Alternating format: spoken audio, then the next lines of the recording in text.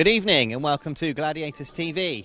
My name is Gareth Bemister, the host for this evening's meeting. We have got tonight the Plymouth Gladiators going up against the Oxford Cheetahs. They're the visitors this evening, and the pressure really is off this evening. The Oxford Cheetahs, they seem to have secured that second position. They're into the playoffs, and sadly for the Gladiators, it was just not meant to be this season. They got another match coming up against Workington later in the season, but it's all for pride this evening, all for fun, all for our entertainment, and I'm sure it's going to be entertaining if the meetings that have been taking place at the Coliseum are anything to go by. So a few guests in this evening that might be interesting. Alfie Botel is out of the Gladiators lineup, and Max Perry has very kindly decided to come along, and he's going to ride at number 2. Tough night for Max, but good to see a young rider getting some laps in. And then we've got Dan Thompson, Joe Thompson and Jacob Hook, of course, in the reserves, and Ben Barker. And they surely will be piling on the points for the Gladiators. But, of course, this Cheetahs team, they have got this very, very quick couple of riders at the top. Sam Masters and Scott Nicholls, they've done what they promised to do this season, in truth. That's why the Cheetahs have been so good. They've been backed up all the way through the team, and that's why it's been a success up there in Oxford. So, hopefully you enjoy this meeting this evening. There's plenty of racing to be done this evening. Of course, this is the last scheduled home meeting here at the Coliseum. I'm sure we will enjoy it. We're going to now, I think we'll have a look. I think we've got Nigel, Nigel Walrond is commentating for you this evening. So Nigel is down in the pits, and he's going to meet up with some of the riders and see what their thoughts are going into this final meeting of the season here at the Coliseum.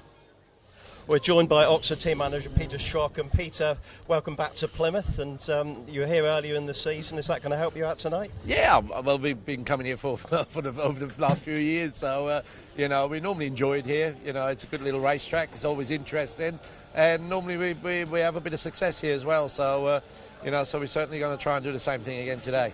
Place in the playoffs already secure, so I guess it's just trying to keep the momentum going at the moment. Yeah, we just want to keep the, well, we certainly won't take it easy, you know, and we want to keep the momentum going, because getting in the playoffs, you know, that's very nice, but you've got to keep the momentum going because you want to win it, sort of thing. So you can't really take your foot off the gas. You had a tight battle at Scunthorpe last night. Yeah, very tight. You know, it was it was challenging. You know, track was a little bit difficult at first, one thing and another, but we got there at the end, and it was the same for everyone. And we certainly pushed them, and it was a good meeting, very good meeting. And you couldn't have much more different track tonight than to Scunthorpe, could you? No, yeah, we come from one side of the country to the other, you know. So, but all the boys there know this place, you know, and you know, they're in a good frame of mind. So we're just going to come here, enjoy ourselves. That's what we've been doing all year, and hopefully that was, you know, the sort of, you know, the key to where we are right now in the league. I guess they've had to do quite a lot of work today or tonight, changing setups though for this sort of track. Yeah, I mean, the things, most of them they're all ready sort of thing for it. It's not really too difficult, you know, but yeah, a couple of them changed a couple of engines and things like that, but usually it's pretty much the same thing, you know. And you got Jody SCOTT in guesting for you again tonight? Yeah, we got Jody in, you know, that's part of our sort of youth development, what we do, so that's why we're running all 3 leagues. And you know, he's going to be with us now, hopefully right till the end of the season. You know, we want to sort of keep pushing him onto, because next year, obviously, when we start building a team, we're looking at another 2-pointer, and Jody's the next one in line. So we thought this is a good time for him to come on board and hopefully have a bit of success with us. And yeah, we just want him to learn. It's not about the points. And business end of the season, it's good that someone like Killeen's scoring well for you at the moment. Yeah, Luke's been a trooper for us, you know, and you know, and Ashton, he's settling really well. You know, he's only been riding 2 years, and he's at number 3, you know, and he's yeah, he's doing well. But the whole team, you know, they're a good bunch of lads, and they're all enjoying each other's company, and I think that makes our job a little bit easier. And is the excitement building with the key matches coming up for you? Yeah, there is. You know, it's like I said, we take each day as it comes, because you just never know. You know, things can happen. You know, I mean, we should be pretty secure now. We've got another couple of meetings, obviously, tonight, and we're going to Glasgow. And, you know, we would like to sort of, you know, hopefully sort of put our stamp on it and start, you know, really people noticing what we're doing. And then hopefully when we get in the playoffs against one of my favourite teams, you know, that would be great for business and, you know, yeah, and plenty of people coming for the grandstands. Brilliant. Wish you all the very best this evening. No problem. Have a good evening. See you.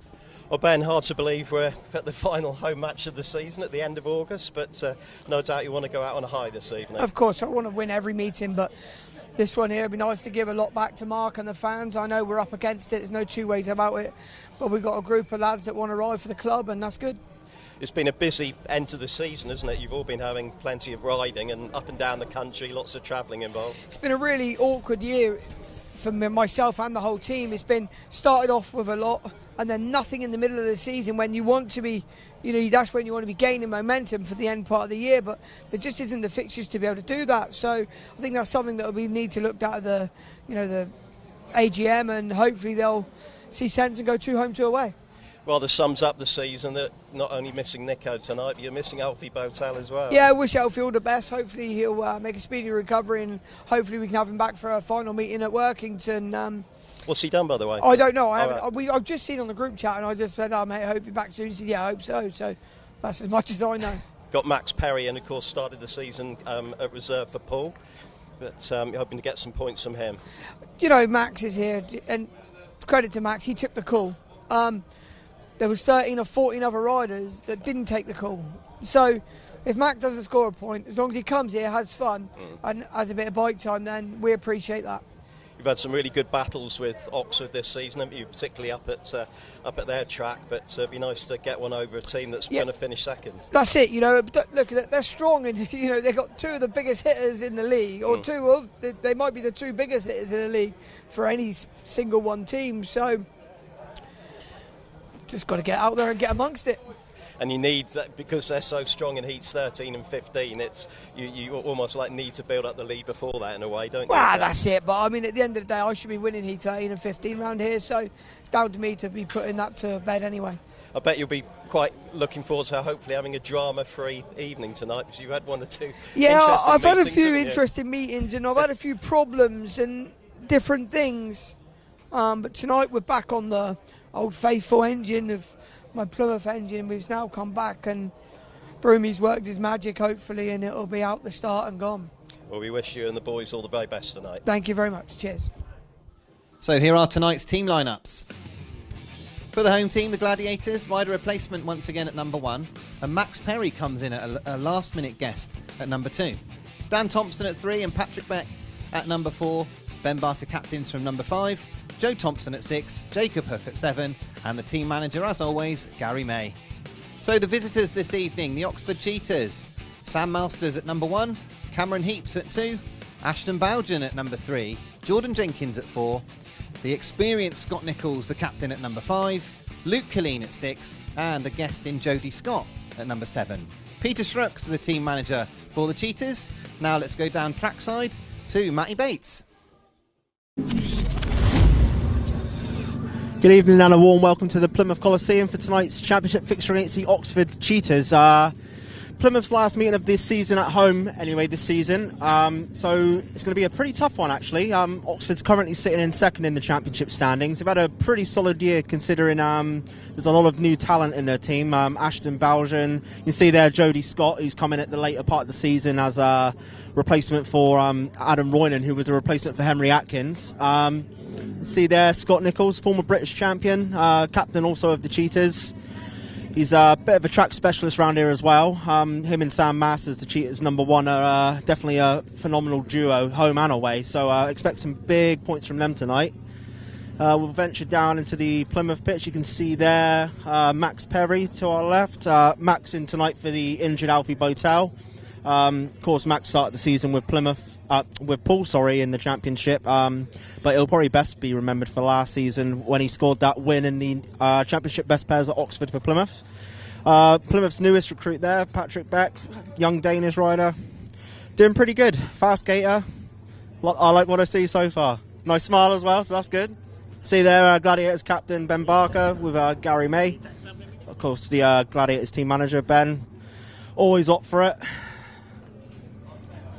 You see one of the twins there is Joe Thompson right there. His mechanic Neil getting his bike ready for parade. And see brother Dan in the background. Phenomenal year Dan's had this year with Plymouth. Also Ipswich in the Premiership as well. Also good to see Joe getting a few guest bookings the tail end of the season for Sheffield in the Premiership. And see there Jacob Hook, Brisbane's own Jacob Hook, having a good year for the Gladiators. Coming down to the sunny Devon coast instead of Scotland. We venture now back up the pit lane towards the Cheetahs. You see the riders are all getting ready now for a parade. See Scott Nicholls just gone out there, Killeen following, Jody SCOTT. So yeah, they're going to go out and do some practice starts. I'm going to head up to the commentary booth, so we'll speak to you in a bit. Thank you very much, Mattie. It's a very good evening to everyone, to a dry but warm, cloudy Coliseum here tonight. Nice to have a bit of cloud cover, which no doubt has helped Mark Phillips today prepare the track. It is windy though, so that will have dried out any water they put on the surface. But looking forward to this one. It's going to be a bit of an uphill task for the Gladiators. No Nico Cavati at number 1, no Alfie Botel at number 2. But Max Perry sort of coming and filling in. But Mattie's now back alongside me. I'm just saying, with the weather and the overcast conditions, it must have helped Mark prepare the track tonight, because instead of the boiling hot heat sort of drying it out. Oh, 100%. It makes for better racing as well. You know, the sort of start, not really the start, but that first sort of month of the season, the last month, usually when the tracks create the best sort of dirt. So with the way Sam Masters and Scott Nicholls are going, even Ben Barker around the Coliseum, we could possibly see yet another track record smash tonight. And it's very overcast, but the forecast tells us there's no rain, so we don't need to worry despite it looking very grey up there. So the Gladiators boys just coming round on their little parade. Ben Barker just coming out of the pits gate there. Patrick Baek and Joe Thompson. Max Perry obviously in for Alfie Botel. Shame Alfie's not here, but you know, Max, you know, he's ridden round here before. He's got a pretty tough first heat, hasn't he? But he'll just do his best, won't he? Well, of course, you know, it's like Ben said in the pre-meeting interview. It's he took the call. Obviously, it's going to be a tough task for him, especially, you know, at this sort of level of league racing. He's more used to riding at the reserve berth, but you know, it's like Ben said, you know, if he goes out and has fun and does his best, I mean, we know he's capable of winning races, because I said when I was in the pitch just a second ago, last year when he stepped in for Plymouth for the championship pairs, he won that race at Oxford against, I think, like Eric Riss and stuff was in it. So if he gets out in front and gets that line, there's no reason he can't get points. So, you know, it's going to be about making starts for sure for him. It's been a battle for Garry May, isn't it, getting guests for certainly in the second part of the season. But it's been such a busy fixture list, isn't it, in the second part of the season for everyone? It has. I mean, again, like Ben said, you know, there's sort of that gap in the middle of the season where you sort of want to be riding more consistently. But I mean, for Garry, it's got to be, I mean, you know, for Mark as well, but for Garry as a team manager, it's got to be heartbreaking with the success he had at Somerset and that. And, you know, it's not quite worked in his favour since making the move to Plymouth, but that's, you know, the curse of Plymouth still continues, unfortunately. And it's typical of the Gladiators season, isn't it, that you know, final home league match of the season, no Alfie Botel. It just sums it up, really, doesn't it? Yeah, it's pretty much, you know, that you say that's the season. You know, all they can do tonight is go out there, have fun riding their bikes, and hopefully, you know, like Ben said in his interview, they got, you know, 5 lads in there tonight. You know, with Max as well, make it 6 that want to ride for the club. So hopefully they'll have a good night. Just had the coin toss.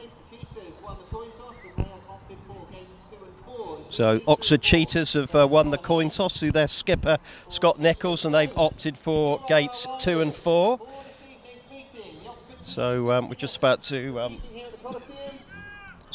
through the 2 lineups.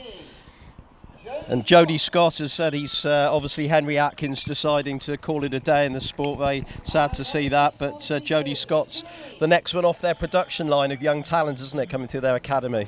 Yeah, he's a good little rider, and a little fun fact, he actually made his National League debut for the Plymouth Centurions. All right. So, yeah, a little Speedway link there for you.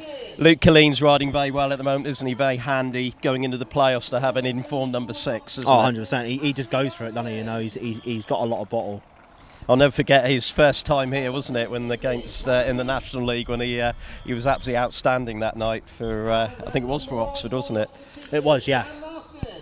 Sam Masters, obviously, him and Scott Nicholls just missed out in the championship pairs in fairly controversial circumstances up at Oxford when they were beaten by the red car duo. And onto the Gladiator side, Jacob Hook, who must be pretty pleased with this season. He's been scoring some good points at the tail end of the team, and someone who certainly is pleased with this season, Joe Thompson, who's they've solved the bottom end problem in the team this year, haven't they, with the two reserves? Yeah, because that's been a massive thing for Plymouth, in the past. Not just when they were the Gladiators, also when they were the Devils as well. Back in the mid 2010s. So, Dan's had a phenomenal year as well. Not just for Plymouth but for Ipswich as well. So, through all the negativity that's surrounded it with the injuries, there's been a lot of positives to look at as well. Yeah, it's a team that's worked pretty well, with the exception of not having number one due to injury problems, which is going to handicap any team, isn't it? Oh, of course. That's the rider you look to go get your points in. The sort of one you look to sort of half do the job and spur the guys on. But bring on 2025. And the frustration is, when Nico Cavati rode here, that one meeting, he was pretty much a match winner. He also got a race win at Poole. Yeah. So that was just an inkling of what was going to happen if he could have stayed fit. But hopefully with Nico, because obviously his average won't change at all. So hopefully, he'll be healed up for next season, and Garry might look at bringing him in again, because as you say, when he rode down here, he dropped 1 point and he looked fantastic on the bike. Yeah. Oh, we wish Nico all the best for a speedy recovery during the winter as he gets over his injury issues. So the rider's just doing their one lap going around the track, and then we'll get this meeting underway. We need to find out who the Gladiators are going to put out in Heat 1 in red as rider replacement for Nico Cavati. As I said, Max Perry is the one other change to the programme tonight, in at number 2.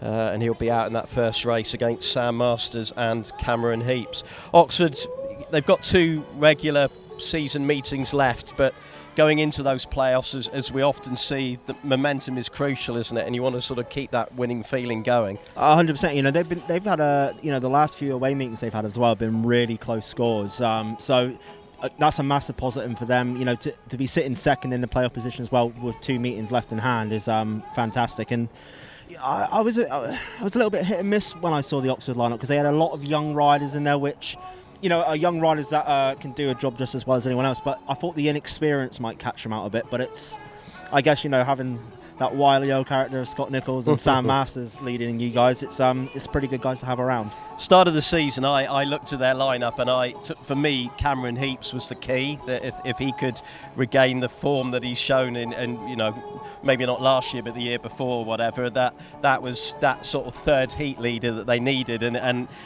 he's done that, and they've had the added bonus of Ashton BOUGHEN doing really well, haven't they? Oh, 100%.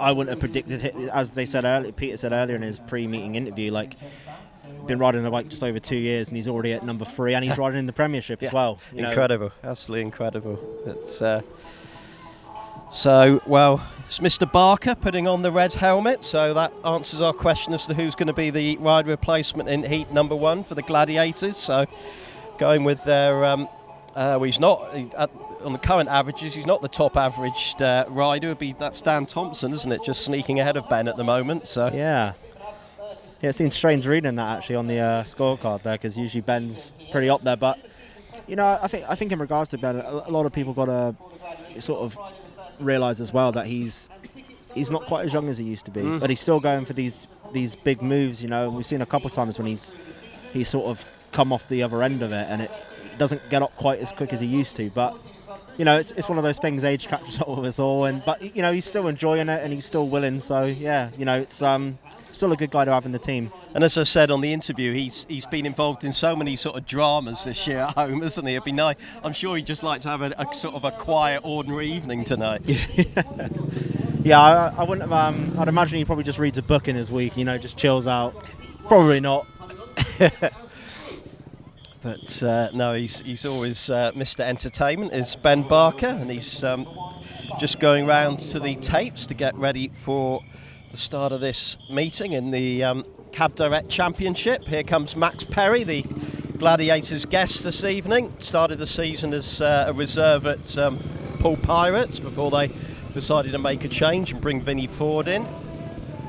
I think Max should, obviously, he's quite experienced on this circuit anyway, but obviously he's been riding for Armadale in the National League, which is probably the most sort of similar track to this. It's quite small and technical, so you know, he'll be used to turning the bike in those first corners pretty hard, but you know, coming off gate 1, as I said, if he makes a good start and gets some fresh air, he could be hard. Let's look at the lineup. So Max Perry in blue for the Gladiators off gate number 1. In gate number 2 is Cameron Heeps in yellow for the Cheetahs. Gate number 3 is Ben Barker, the rider replacement for the Gladiators, in red. And on the outside it's that man Sam Masters, one of the highest scoring riders in the championship. He's in white off gate number 4. And it's going to be a hotly contested first turn between Ben and the two Cheetahs riders here. 100%. It's going to be interesting to see where Ben goes in the first corner with Masters on the outside of him. Here we go, the start of this meeting, heat number 1. That's a good gate from Barker, and Barker has got over the top of the two Cheetahs riders, and Cameron Heeps almost lost control there, and just a little coming together there with Max Perry, which has seen Perry drop to the back. You can see the track's a little bit patchy, as you were saying earlier, with that moisture in the air. It's going to give it a bit more grip and inconsistency, but no, Ben done what he needed to in that first corner. He's looking stylish out in front. Yeah, looking in really good form at the moment, Ben Barker. He's building up a very big lead over Sam Masters. Cameron Heeps in third place, Max Perry at the back, and the Cheetahs will happily settle for a 3-3 all. Sam Masters just overlocking a little bit there on turn number 4. Another thing Oxford will be trying to do tonight is just to get through this meeting unscathed as well. Oh, 100%. Ben Barker takes the checkered flag, so it's red, white, yellow and blue as the finishing order. That was a great start for the Gladiators. A 3-3 is a pretty good going considering what they're up against, as I say, with Max sort of in for Alfie and no Nico. So I think they'll be happy with that, and the next heat's going to be a big one. Reserve heat's always a big one, but could be a real deciding factor for tonight. Not too far away from the track record, 51.85, 51.49 is the track record for Chris Harris. Ben Barker winning in red for the Gladiators. Then the Cheetahs riders Sam Masters and Cameron Heeps filling second and third. Max Perry at the back. So we've got an opening heat, 3 points apiece.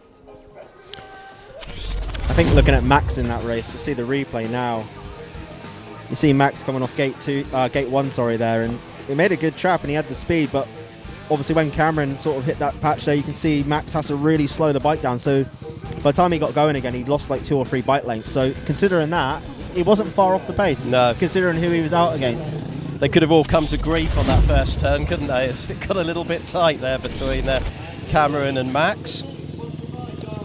So we're straight on into heat number 2, which is the reserves race, and Luke Killeen out in this one. He's been going great guns for the Cheetahs in the last few weeks, and as I said to Peter Schroeck, rather handy to have an in-form number 6 going into the playoffs. But the Gladiators duos will be looking to get over in this race in heat number 2. Let's look at the lineup, and that man Luke Killeen is off gate 1 in white for the Cheetahs, and then it's Joe Thompson in red, guesting for Sheffield in the Premiership this past week. He's in gate number 2.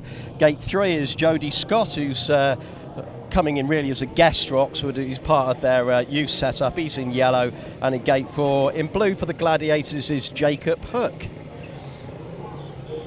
It's a good looking lineup. I think the way the track is at the moment, with it being a little bit on the patchy side, it's going to suit Luke Killeen. He rides full bore with that throttle, so you're definitely in these early heats going to need to attack that track pretty hard and get the best from the bike.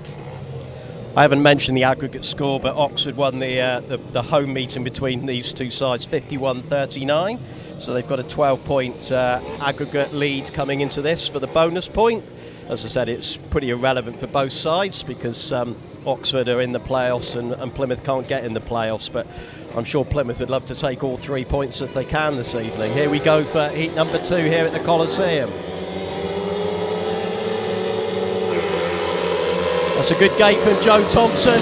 Luke Killeen chasing him into that first bend.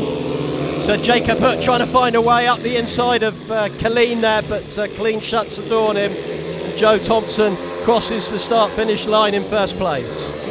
Yeah, Joe made a fantastic start there, got right across it. You can see Luke's having a little bit of a nibble, but just over locking that bike a little bit. He needs to sort of get off that inside. I know, it's easy to say this early in the meeting, but wheel chasing is not going to get him through. It's going to get him more into trouble. Yeah, Joe Thompson just opening up a little bit of a lead now over the Australian youngster, Jacob Hook, keeping pressure on Killeen. Ready to capitalise on any mistake, and there is the mistake by Killeen. He's overcooked it on the first bend, done a complete 360. It means Jacob Hook has gone through. Killeen's all right, he's picked himself up, the red lights have come on, so it'll be awarded, but Joe Thompson, the race winner in red, Jacob Hook in blue, second, and third in yellow is Jody SCOTT. Yeah, you can see there with Luke, he sort of come in and off the gas a little bit more than he probably usually would be down the straight, and then a bit more of a bigger handful. The bikes just lose traction too quick. As I said, when the tracks are like this, you've got to be on it. You've got to have the bike revving and get through that heavy stuff. But it's again easier said than done. When the tracks are like this, it is a bit tricky. See the scores there. Joe Thompson, the race winner in red for the Gladiators. Jacob Hook getting second because he came through after Luke Killeen came off on that first bend. Jody SCOTT third, Luke Killeen officially excluded. The race was awarded, so there's no time. And a nice 5-1 to the Gladiators there, giving them an 8-4 lead in the early stages here. Yeah, you see here, like Luke just come off the gas a bit and then back on, and the bike just loses all traction. And it's once you're out in that marble stuff, especially this early in the meeting where that dirt's not built off, it's pretty much a goodbye. So we're straight on to heat number 3, and we got Patrick Baek out in this one, the recent Danish signing, and he's out in blue alongside Dan Thompson and that star youngster that Mattie was chatting about, Ashton BOUGHEN, out in this one as well. So in blue is Patrick Baek for the Gladiators, in white is Ashton BOUGHEN for the Cheetahs in gate 2. In gate 3 is Dan Thompson in red for the Gladiators. Gate 4, another consistent score in the engine room of the team for the Cheetahs, Jordan Jenkins. He's in yellow. Yeah, Jordan would be for me the one to watch here, because it works two ways with Jordan at Plymouth. He either comes down and scores an absolute handful, or doesn't really do too much. But he's been riding good lately. I was up at Ipswich a couple of weeks ago, and he looked good there, riding at I think he was riding at number 2 that night. So it's he's obviously having a good season in the Premiership as well. So we'll see what he does in this one. We haven't really seen the best of Ashton BOUGHEN around here either. He did okay in that under-21 qualifier earlier in the season, but in the league visits he doesn't look completely comfortable around here. No, I think with Ashton, if he gates and he's on that line he wants, he's fine. But obviously where he hasn't been riding too long, it's learning that racecraft. I know he comes from a motocross background, but very different. Yeah. So here we go, heat number 3. And that's a really tight first bend. They've all hit the dirt together, and Dan Thompson has got his nose in front for a brief minute. Patrick Baek was second, and Ashton BOUGHEN almost looked like he's dropping out at the back, but it's Jordan Jenkins in second place. Yeah, it's a great start from Dan. You see Patrick there. He had a very good first turn then, Patrick. Didn't give, stayed on his line, held his ground. It was good, and I think you can see Jordan making a bit of a progress there up on Dan. But it's a good heat, good ride from Dan. I don't know if Ashton BOUGHEN had a bike problem there, but he almost seemed to stop on that third bend on the first lap, but he's got it going again. Dan Thompson coming under a bit of pressure here from Jordan Jenkins, but just one lap to go. But Dan Thompson should see this home. Jenkins is going to keep him honest to the end though. And one last attempt on that fourth bend, but Dan Thompson holds on, so the finishing order is red, yellow, blue and white, and it's a 4-2 to the Gladiators. That was a great ride by Dan, very sensible ride, done exactly what he had to. Made a good start, really good first corner, and just held that racing line. And you see Jordan had a nibble a couple times, but unless Dan moves like that line, I don't think he was going to come through. But a good ride from Patrick as well. It's probably the first time he's ridden the track like this. Yeah, just listening for the time. 54.27 was the winning time for Dan Thompson in red for the Gladiators. Second, Jordan Jenkins in yellow for the Cheetahs. Third, that man Patrick Baek for the Gladiators. And fourth, Ashton BOUGHEN for the Cheetahs. So a 4-2 heat advantage, time 54.27, and it's the Gladiators who are leading by 12 points to 6. And only 6 points apart on aggregate now, so they've you know, they've eaten away at that early on, which is a great sign. They just need to keep this momentum going now. You see here in the replay. It was a very tight first bend, wasn't it? It was. You know, they were almost 4 abreast going into it, wasn't it? But Patrick really struck me because he just really held it. Because being on the inside, everyone's going for you. But he really did hold his nerve in that first turn. See, give Ashton a bit of a nudge out the way when he tried to drop it, but just coming down here into the third bend, Ashton drops right back, almost like, I don't know if he had an issue there or what was going on, but I think you find sometimes like where they get unsettled, they sort of have to readjust themselves on the bike, especially on an unfamiliar track, I suppose. But no, it was a great win for Dan. So the riders starting to come out for heat number 4, and Scott Nicholls just coming round to the line, just had his autobiography published. I'm sure that'll be a very good read, but he's had a phenomenal season in the Premiership guesting for teams, isn't he? Despite, what's he now, 45, something like that? Yeah, I mean, it's incredible. But, as I said, I was up Ipswich a couple of weeks ago and he was guesting for Ipswich that night and he top scored for him. He was in place of Emil, obviously Emil's injured at the minute. But no, he's still got it. For an older man, should I say, he still looks relatively young on that bike. He started the season at Birmingham when they were waiting for Piotr Pawlicki to arrive, and he's still top of the Birmingham averages, I noticed. So I bet they wish they could have hung on to him for the whole season, but it was always going to be a short-term replacement. But always great to see Scott Nicholls wherever he's riding, and he's up against Ben Barker in this one. So Ben just roaring out of the pits, just trying to make the 2-minute time allowance. So it's Jacob Hook in blue for the Gladiators off gate number 1. Jody SCOTT, the young man of Oxford Cheetahs, in yellow off gate 2.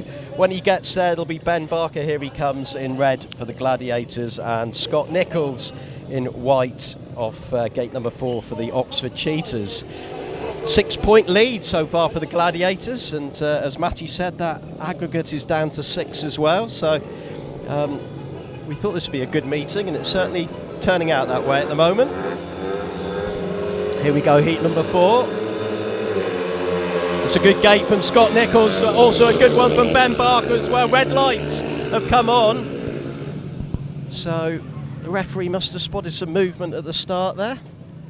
Yeah, I didn't really see a lot wrong with that. Let's see if we can see it on the replay. Ben, there's a bit of a nibble there Ben from Ben. moved, didn't he? Let's say my eyesight was never the best on the start. I never usually let the clutch to the magnet hit the top.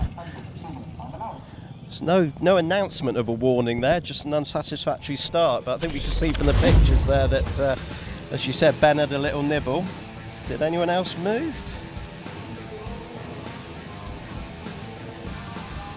Let's have a look. No, it doesn't look like it. Well, if he hasn't got a warning, he's done very well there. The referee tonight, by the way, is Paul Carrington. So it'll be... I see Paul there observing. Yeah. I said he might have given a warning and it just hasn't been announced, but I'm sure the message will be relayed to Ben in the pits if he has got a warning. Of course, if you get a warning, it then carries through for the rest of the meeting. So here we go again, Jacob Hook in blue, Jody SCOTT in yellow, Ben Barker in red, and Scott Nicholls on the outside in white. Yeah, Jacob will want to, there's a bit of a slick patch right in the middle of 1 and 2, so he'll want to try and come off the inside a little bit, so he'll be looking to definitely outgate Jody SCOTT off 2. Here we go. Oh, Scott Nicholls has got tangled up in the tapes. Now, was there a malfunction or did he just go too early? Again, we'll need to see the replay there. Let's watch this one. This is a problematical start to this race.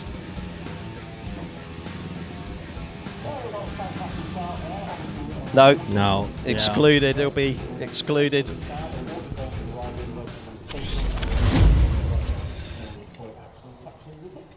Them clutches are going to be hot now. Yeah. See the clutch callers coming straight out. Will they put him off 15? That's the question. Or will they go with Luke Killeen, who came off in the last one? Well, I mean, to be honest, the way Scott rides around here, I wouldn't be surprised to see him go off 15, to be honest. You know, realistically,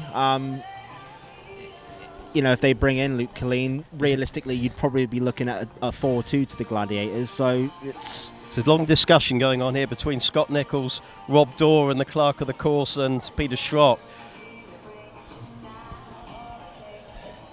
We've just had confirmation, thanks to Andy, that Ben Barker did get a warning for moving at the start of that first attempt to race heat number 4. I don't know what Scott Nicholls would have problems with there, talking to the clerk of the course, unless he felt that the tapes didn't go up evenly. Yeah, possibly. You know, it's I don't know. Yeah, confirmation Scott Nicholls is going off 15 as we expected. I mean, sometimes with that, especially a track this size, you're actually sometimes better, especially a rider of that standard, going off 15 because you build that little bit more speed up into the first turn.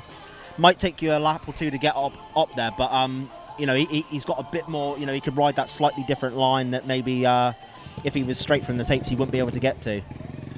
He'd struggle to catch Ben Barker, you would think, but he'll be hoping to reel in Jacob Hook, I guess. But yeah, Scotty will go off 50 metres. He's had a few problems with tapes recently, isn't he? There was that meeting up at Redcar where he got excluded when he rolled into the tapes, and you know, it seems to be a little bit of an issue for him the last few weeks. I noticed Paul Hurry's around in the pits. It's probably Paul Hurry's fault, you see. Yeah, lovely to see Paul Hurry in the pits tonight. I remember watching him riding around the old county ground when he was up against the Falcons, going back many a year. And he was, up until recently, he's still doing grass track, wasn't he? Until he, I think he's probably hung up his leathers now. He had a bit of an injury. I know he still occasionally gets on the bike at tracks like Highway for track days and stuff. Yeah. So, third time lucky, hopefully. So we go again with this one. Jacob Hook in blue off the inside for the Gladiators. Jody SCOTT in yellow for the Cheetahs. Ben Barker in red for the Gladiators. And Scott Nicholls going off a 15-metre handicap in gate number 4 in white. So, fingers crossed we can get this one away. No, it would be definitely interesting to see what Scott can do from 15. Obviously, he'll be hoping that Jody doesn't sort of get in his way. If he does catch Jody, yeah, that's going to be his issue, isn't it? So, and that's a great gate from Ben Barker. Jacob Hook in second, and Scott Nicholls is going to do his best to try and reel them in here. Jody Scott's in third. He needs to clear Jody Scott first of all. And that's not going to be easy around this track for starters. No, you can see really Scott's... Oh, he's coming really hard there. Yeah, I mean, it's desperate times. He's trying to get past. Really, Jody should have a little look for him and just sort of let him through. Yeah. Scott really probably doesn't want to be out that wide this early on. Yeah, as I said, that is going to be his first problem, is trying to get past his teammate. Oh, he's got him really deep there. Almost hits the fence. Just about managed to hang on, and he's given up the ghost now. Good effort, but Ben Barker streaking away out the front with Jacob Hook following home. So it's red, blue, yellow, and Scott Nicholls. Well, that was always going to be a tall order from 15 metres, but another 5-1 for the Plymouth Gladiators. Yeah, you know, it was disappointing for Scott. You could see he definitely had the speed. It would have been interesting if he had got past Jody to see how much ground he would have made up on Jacob, because you could see he had a lot of speed. But, you know, a bit of inexperience worry from Jody. See there, the confirmation so Ben of the lineup. Barker, the winner in red. 52.72 the winning time there. Second in blue, Jacob Hook. Third, Jody SCOTT in yellow. And as you said, Scott Nicholls bringing up the rear. So a 5-1 to the Gladiators, 17 points to 7. And it's cutting that aggregate deficit by another 4 points. 52.72 was the winning time.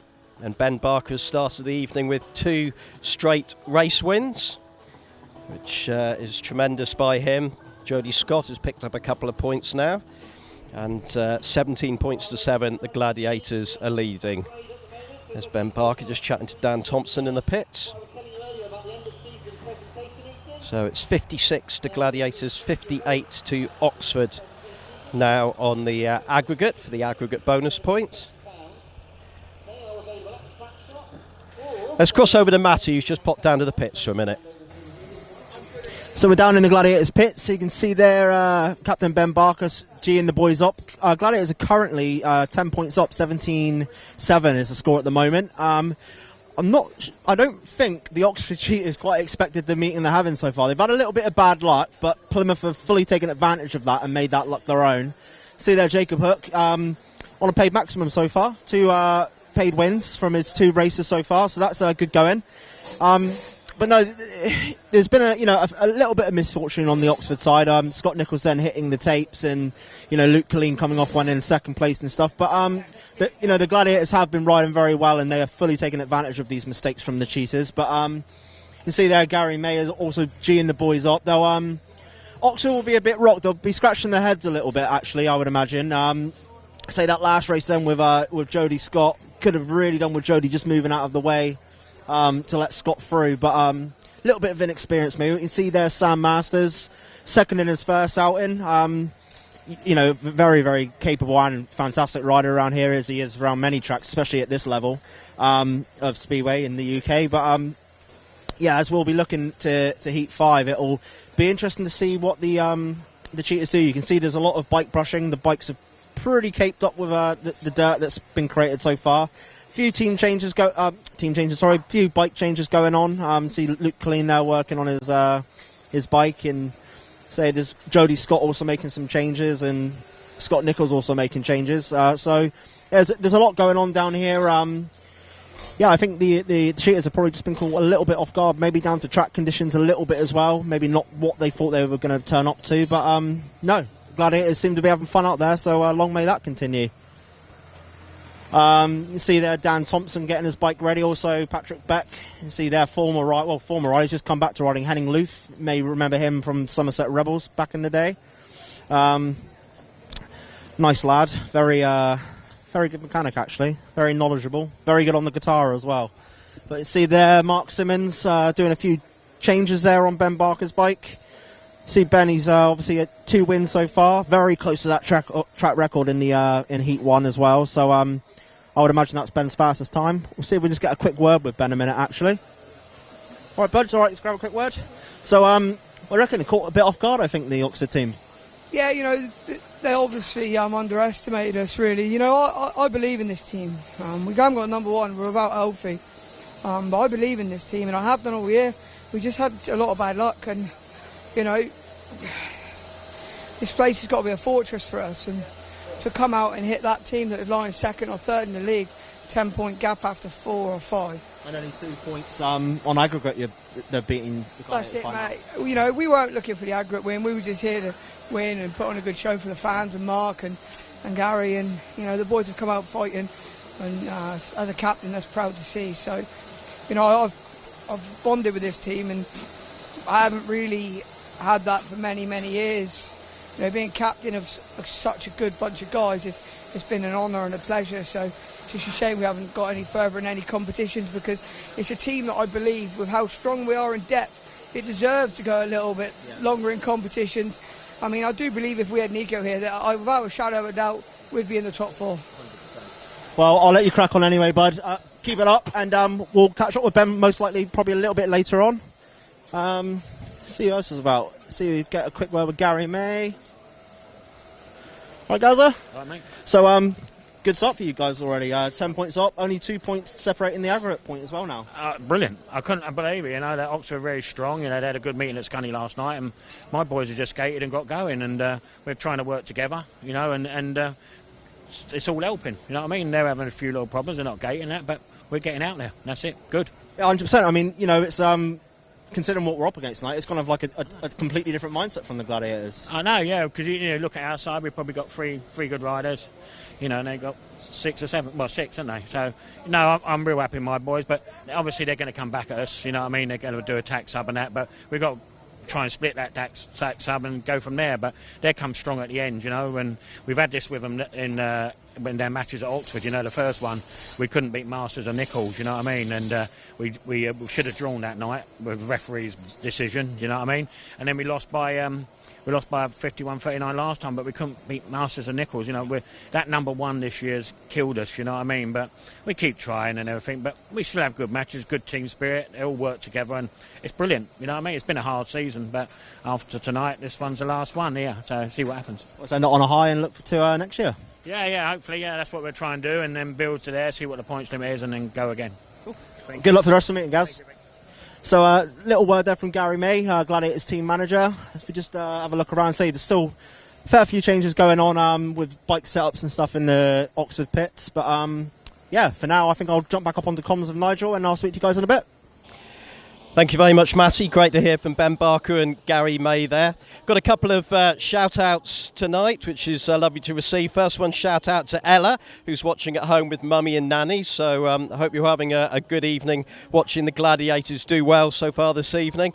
And also a shout-out to Skippy, who's resting at home. Fast recovery and best wishes, love from Caroline and Plymouth Speedway. And another little tale there linked with Skippy is that Sarah Trigger, Ben Trigger's mum, has kindly gone round to Skippy's house tonight to set up the live stream so he could watch this meeting tonight. So great, well done Sarah, thanks for that, and I'm sure Skippy is very appreciative of you helping him out there so he can watch this meeting, and I'm sure he's thoroughly enjoying it at the moment with Ben Barker in top form and the Gladiators leading here by 10 points. Just another little message, the Gladiators are having an end of season presentation evening in Plymouth on September the 13th. Tickets are 20 quid and they can be purchased. If you look at the social media outlets for the Gladiators, you'll be able to find the details on there. But as Garry May was saying there, they haven't got any silverware to celebrate this season, but it's been a great team spirit and some fantastic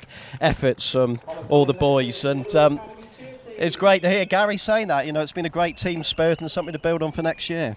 Yeah, definitely. You know, I was speaking to Ben there, you could really feel that passion for the club coming through. You know, Plymouth is a very special place to Ben. So for him to be involved with the club for so long and say this is the first time in a long time that he's felt this passionate about the riders he's with, it says a lot. So you know, hopefully looking to next season, the points limits will sort of work in our favour, and hopefully we'll maybe keep most of these lads with us. It'd be nice in a way to almost go with the same 1 to 7 if that's possible. Although I did hear actually at the presentation evening, Mark is going to be doing some stand-up comedy. All right.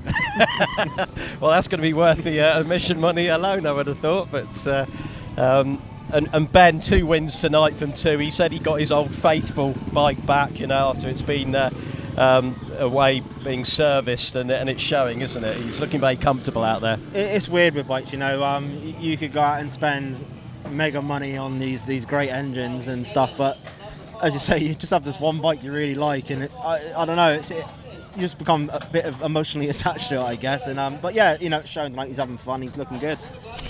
So here we go, after a track grade there, we're into Heeps number 5, and it's Cameron Heeps in yellow off gate 1 for the Cheetahs. Gate 2 is Dan Thompson in red for the Gladiators. Gate 3, Sam Masters in white for the Cheetahs, and it's Patrick Baek in gate 4 in blue for Plymouth. And as Mattie said when we were talking about that race, he looked to be in good nick in that particular race, picked up a 3rd place.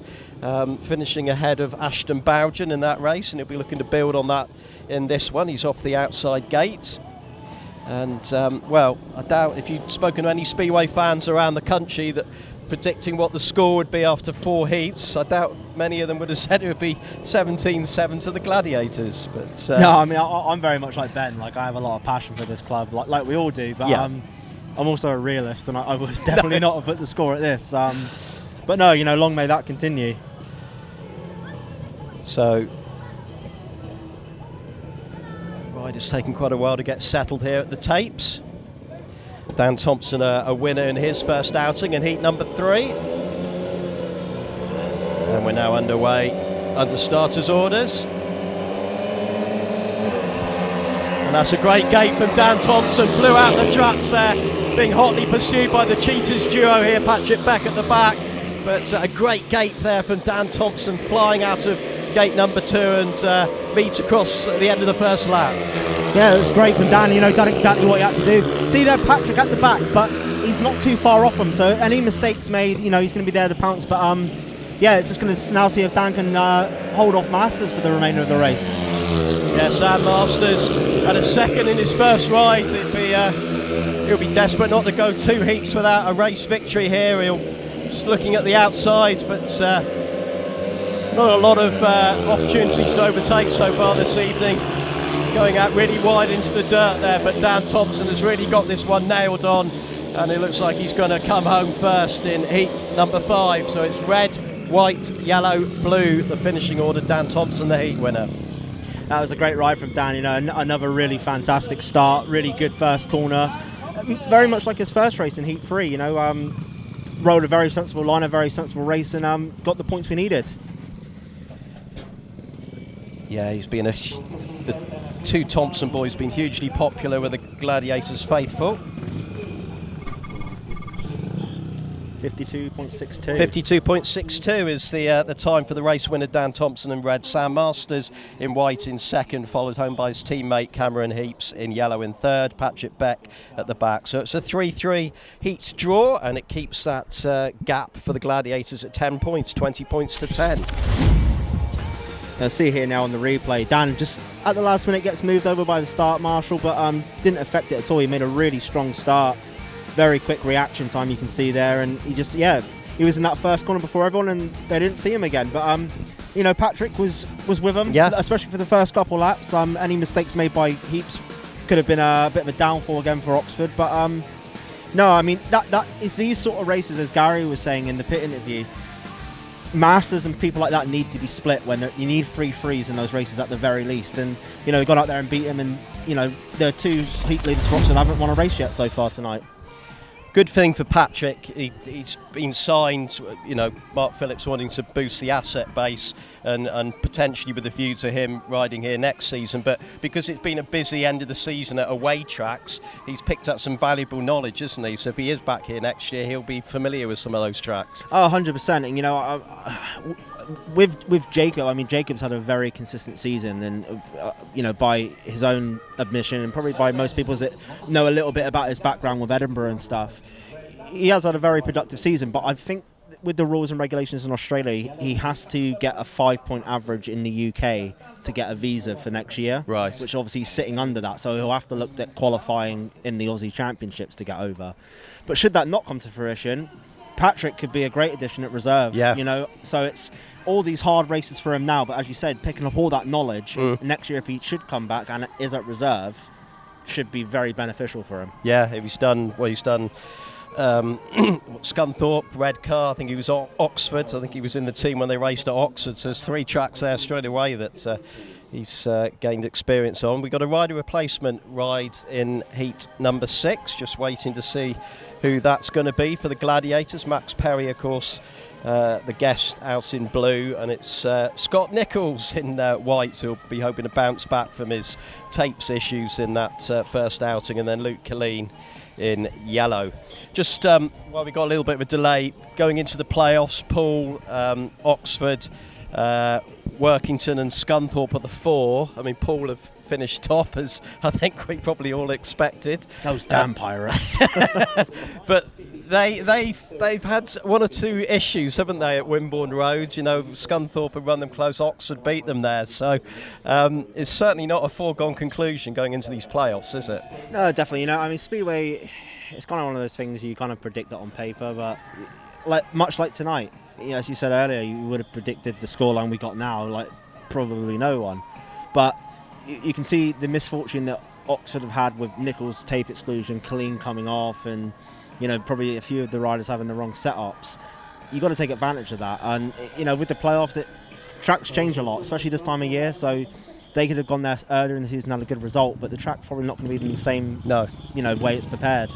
And it's their bottom end in recent weeks where Poole have had probably the most concerns, isn't it? Whereas that was probably a strength earlier, along with Sam Hagen and Vinnie Ford, Tobias Thompson. But those 3 have just slightly gone off the boil, haven't they? Vinnie Ford obviously injured at the moment, but at the wrong time, you know. Yeah, so it's you know, Poole have always been notorious for having that one really strong reserve, haven't they? So the riders are now on their way round to the tapes, and it's Dan Thompson who's going to come out as rider replacement for Nico Cavati. So Dan Thompson is in red with Max Perry, his partner for the Gladiators, in blue. I see here Oxford looks like they're doing a tactical switch, because I believe Sam Masters was joining Nicholls in this race. Peter Schroeck not hanging about to bring that change in, and there's confirmation. So Dan Thompson in red in gate 1 for the Gladiators, Scott Nicholls in white for the Cheetahs in gate 2, Max Perry what a lineup he's got to take on here in blue in gate 3, and a tactical substitute, Sam Masters, coming in for Luke Killeen in yellow for the Cheetahs. So this is their one of the strongest pairings in the whole of the championship, these two. Usually picking up all the points in heats 13 and 15, but the Gladiators have got to contend with him as early as heat 6 tonight, so this will be interesting. Yeah, I mean, it'll be interesting to see as well, obviously, because Scott didn't get a fair crack of the whip last time in regards to, you know, how fast he was in his laps. But, you know, if he makes a good gate here, you know, Scott's notoriously good round here. He's the experience. He what he doesn't know about riding tracks probably isn't worth knowing. You know, it's the experience he's got. But Dan Thompson's been making some very solid starts tonight, some great first corners. So could see the same again. So here we go, heat number 6, and another great start for Dan Thompson. Sam Masters trying to come round the outside, and he swept down the back straight, goes round Dan Thompson to take the lead. Heat number 1, Scott Nicholls back in 3rd at the moment, putting pressure on Dan Thompson, but Sam Masters leading the way. Oh. Yeah, it was a very quick reaction time from Dan, but obviously now there's a little bit of material built up on that outside. Sam just hit that, but you know, as Gary was saying earlier in the pit interview, the issue they've had is splitting these two riders for the whole season, and Dan's doing it right now, so that bodes well, you know, for the later heat. Sam Masters looking a class act with a bit of fresh air out in front of him. Scott Nicholls still trying to put pressure on Dan Thompson going into the last 2 bends, but Thompson's going to hold on for second, so it's yellow, red. Oh, Scott Nicholls almost got up. I think Dan Thompson just held on for second there. The referee will have to make a decision on that, but certainly confirmation of Sam Masters the winner, and we'll just wait for the referee to decide on second place there. That was a great heat. You know, as I said again, you know, Sam had a great win there, but Dan again made a very strong start, very good first corner. I think, you know, as we say, that material's just sort of started to build on the outside now. So Dan Thompson did hang on for second. 52.99 the winning time for Sam Masters in yellow. Dan Thompson just hanging on for second place in red. Scott Nicholls in white for the Cheetahs in white, and it's Max Perry at the back. So that's the first heat advantage for the Oxford Cheetahs tonight. It's a 4-2, and that makes the progressive scores Plymouth 22, Oxford 14. You see there, Sam just had that little bit more momentum around the outside with that dirt that's built up. But, you know, to be fair, Dan pushed. You know, I know Scott caught up towards the end, but, you know, Dan done well to split them, to be honest. It's the experience between both of them, let alone Scott chasing you, is pretty incredible. So fair play to Dan there. Well, there's certainly a dirt line building up outside, because I think me and Mattie were eating half of it on there. After that, it was the second lap, wasn't it? We got filled in there, but Sam Masters just revelling out in the dirt there. Here we go for heat number 7 with Ashton BOUGHEN in white off gate 1 for the Cheetahs. Ben Barker unbeaten so far, 2 wins from 2 in red off gate 2 for Plymouth. Jordan Jenkins yellow, gate 3 for the Cheetahs, and Joe Thompson, Dan's brother, off blue, gate 4 for the Plymouth Gladiators. 22-14 the progressive totals, so that tactical substitute just eating into that lead a little bit. Yeah, it's a really good heat to get a 4-2 back as well, and he you know, get that lead again. On obviously now, obviously they're looking just to win the home meeting, but chasing that aggregate point now, it's, you know, it's in contention. It's right there. So you know, we saw Ben earlier give that quite passionate interview in the pits, and he's pretty fired up for it tonight.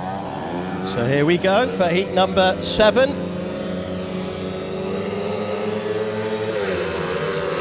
Ben Barker gates well, but that's a really good gate on the inside there by Ashton BOUGHEN. Last in his first outing, but leading the way here. Ben Barker going round the outside on this 3rd and 4th bend, trying to get ahead of BOUGHEN, and he's done it. What a brilliant ride there by Ben Barker. Fantastic. You could see he lined that up, the sort of the initial going into that corner, and say Ashton saw he was there, had a little look. In fairness, give him a bit of racing room, but yeah, fantastic move there from Ben.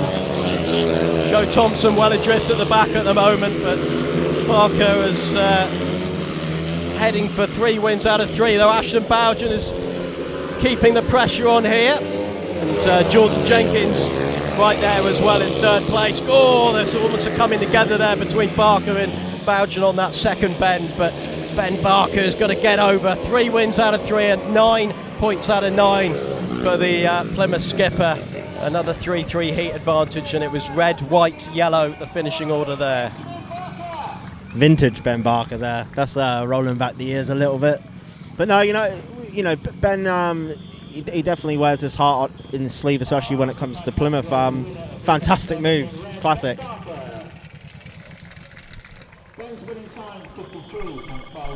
53.59 that one, so slower than the other races. Ben Barker the winner in red. It's Ashton BOUGHEN in white for the Cheetahs in second place. Third was his teammate Jordan Jenkins in yellow, and Joe Thompson to the back, which we don't say very often this season in home meetings. A 3-3 heats draw, and that gap remains at 8 points, 25 points to 17. No, it's a great start from Ashton as well. You know, it's when he gets fresh air, he seems to be a different rider, especially on these away tracks.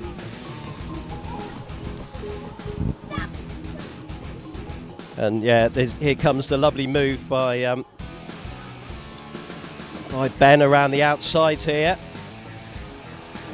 Getting into the dirt there beautifully, sweeping around Ashton BOUGHEN. Don't know if he was taken a little bit by surprise there, but Barker just revelling out in the dirt line there. And despite Ashton's best efforts, it was Barker who took the checkered flag.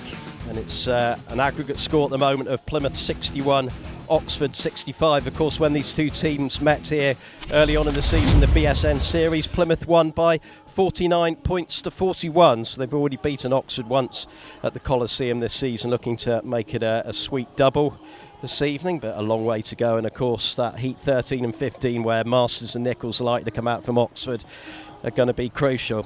Let's cross over to Mattie, who's down in the pits. So as we venture back down pit lane now, looking at the Gladiators, still a very dominant meeting. Oxford have pulled back another 2 points. See Ben Barker there just getting his third race win of the evening, so he's unbeaten so far. Joe Thompson there a little bit off the pace. You can see the back wheels out of the bike, so he'll definitely be making some setup changes, probably dropping a few teeth on that rear sprocket.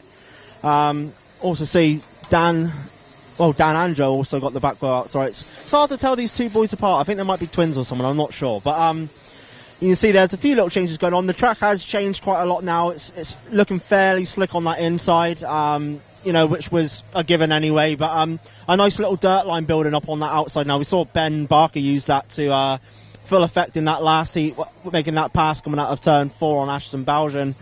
Fantastic move, vintage Ben Barker. You can see Luke Killeen there. Obviously wasn't second in that first one, had a little slip off, but he'll be looking to make up for that. So I believe Luke's debut meeting was at Plymouth actually in the National League, where he scored 16 or 17 points. So it's obviously a track he can ride well, and his style suits this sort of track as well. We go into the Oxford pits here. You can see Ashton making a looks like a rear sprocket change as well. Jordan Jenkins has got a back wheel. So again, there's lots of changes you see there. Paul Hurry with Scott Nicholls tonight, either changing fresh clutch plates or just cooling them off a little bit more. But no, you know, there's a lot of change going on. The track has changed a lot initially from what it was, where it was a little bit patchy. As I say, it's slicking right off now and starting to build that dirt line. So now that the Cheetahs have pulled back a couple points, they'll be looking to capitalise on that more and get the best out of the bikes. You can see there Cameron Heeps' bike, I believe that is. Fair bit of dirt on it. You can see there is a bit of material out there because it's pretty stuck on the bike. But no, it's still a fantastic meeting at the minute. Plymouth still have just that edge. They've managed to do what Garry May's needed them to do all season and split Nicholls and Masters. We'll see if we can get a quick word with Sam, actually. All right, bud, right to grab a quick word?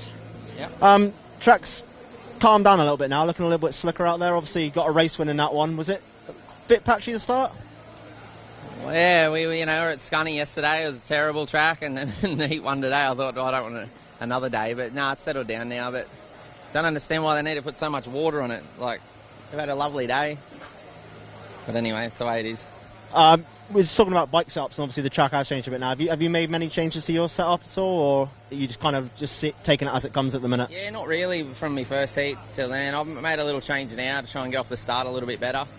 Obviously, there's not much passing going on out there, so if I can make a couple more starts, it'd be nice. But I do like coming here normally. Nice, fun little track. The track's come good now. But Heat 1, yeah, it was a little bit hit and miss. So, well, it's a pretty good meeting so far, I think, especially for you boys, Plymouth. We need to get it back to them. Well, have a good rest of the meeting, bud. Little word there from Sam Masters, Cheetahs #1. Obviously, of course, races for Leicester in the Premiership as well. But, yeah, we can see getting ready for Heat 8 now. Luke Killeen and Cameron Heeps out for Oxford, and Jacob Hook and Max Perry up for the Gladiators.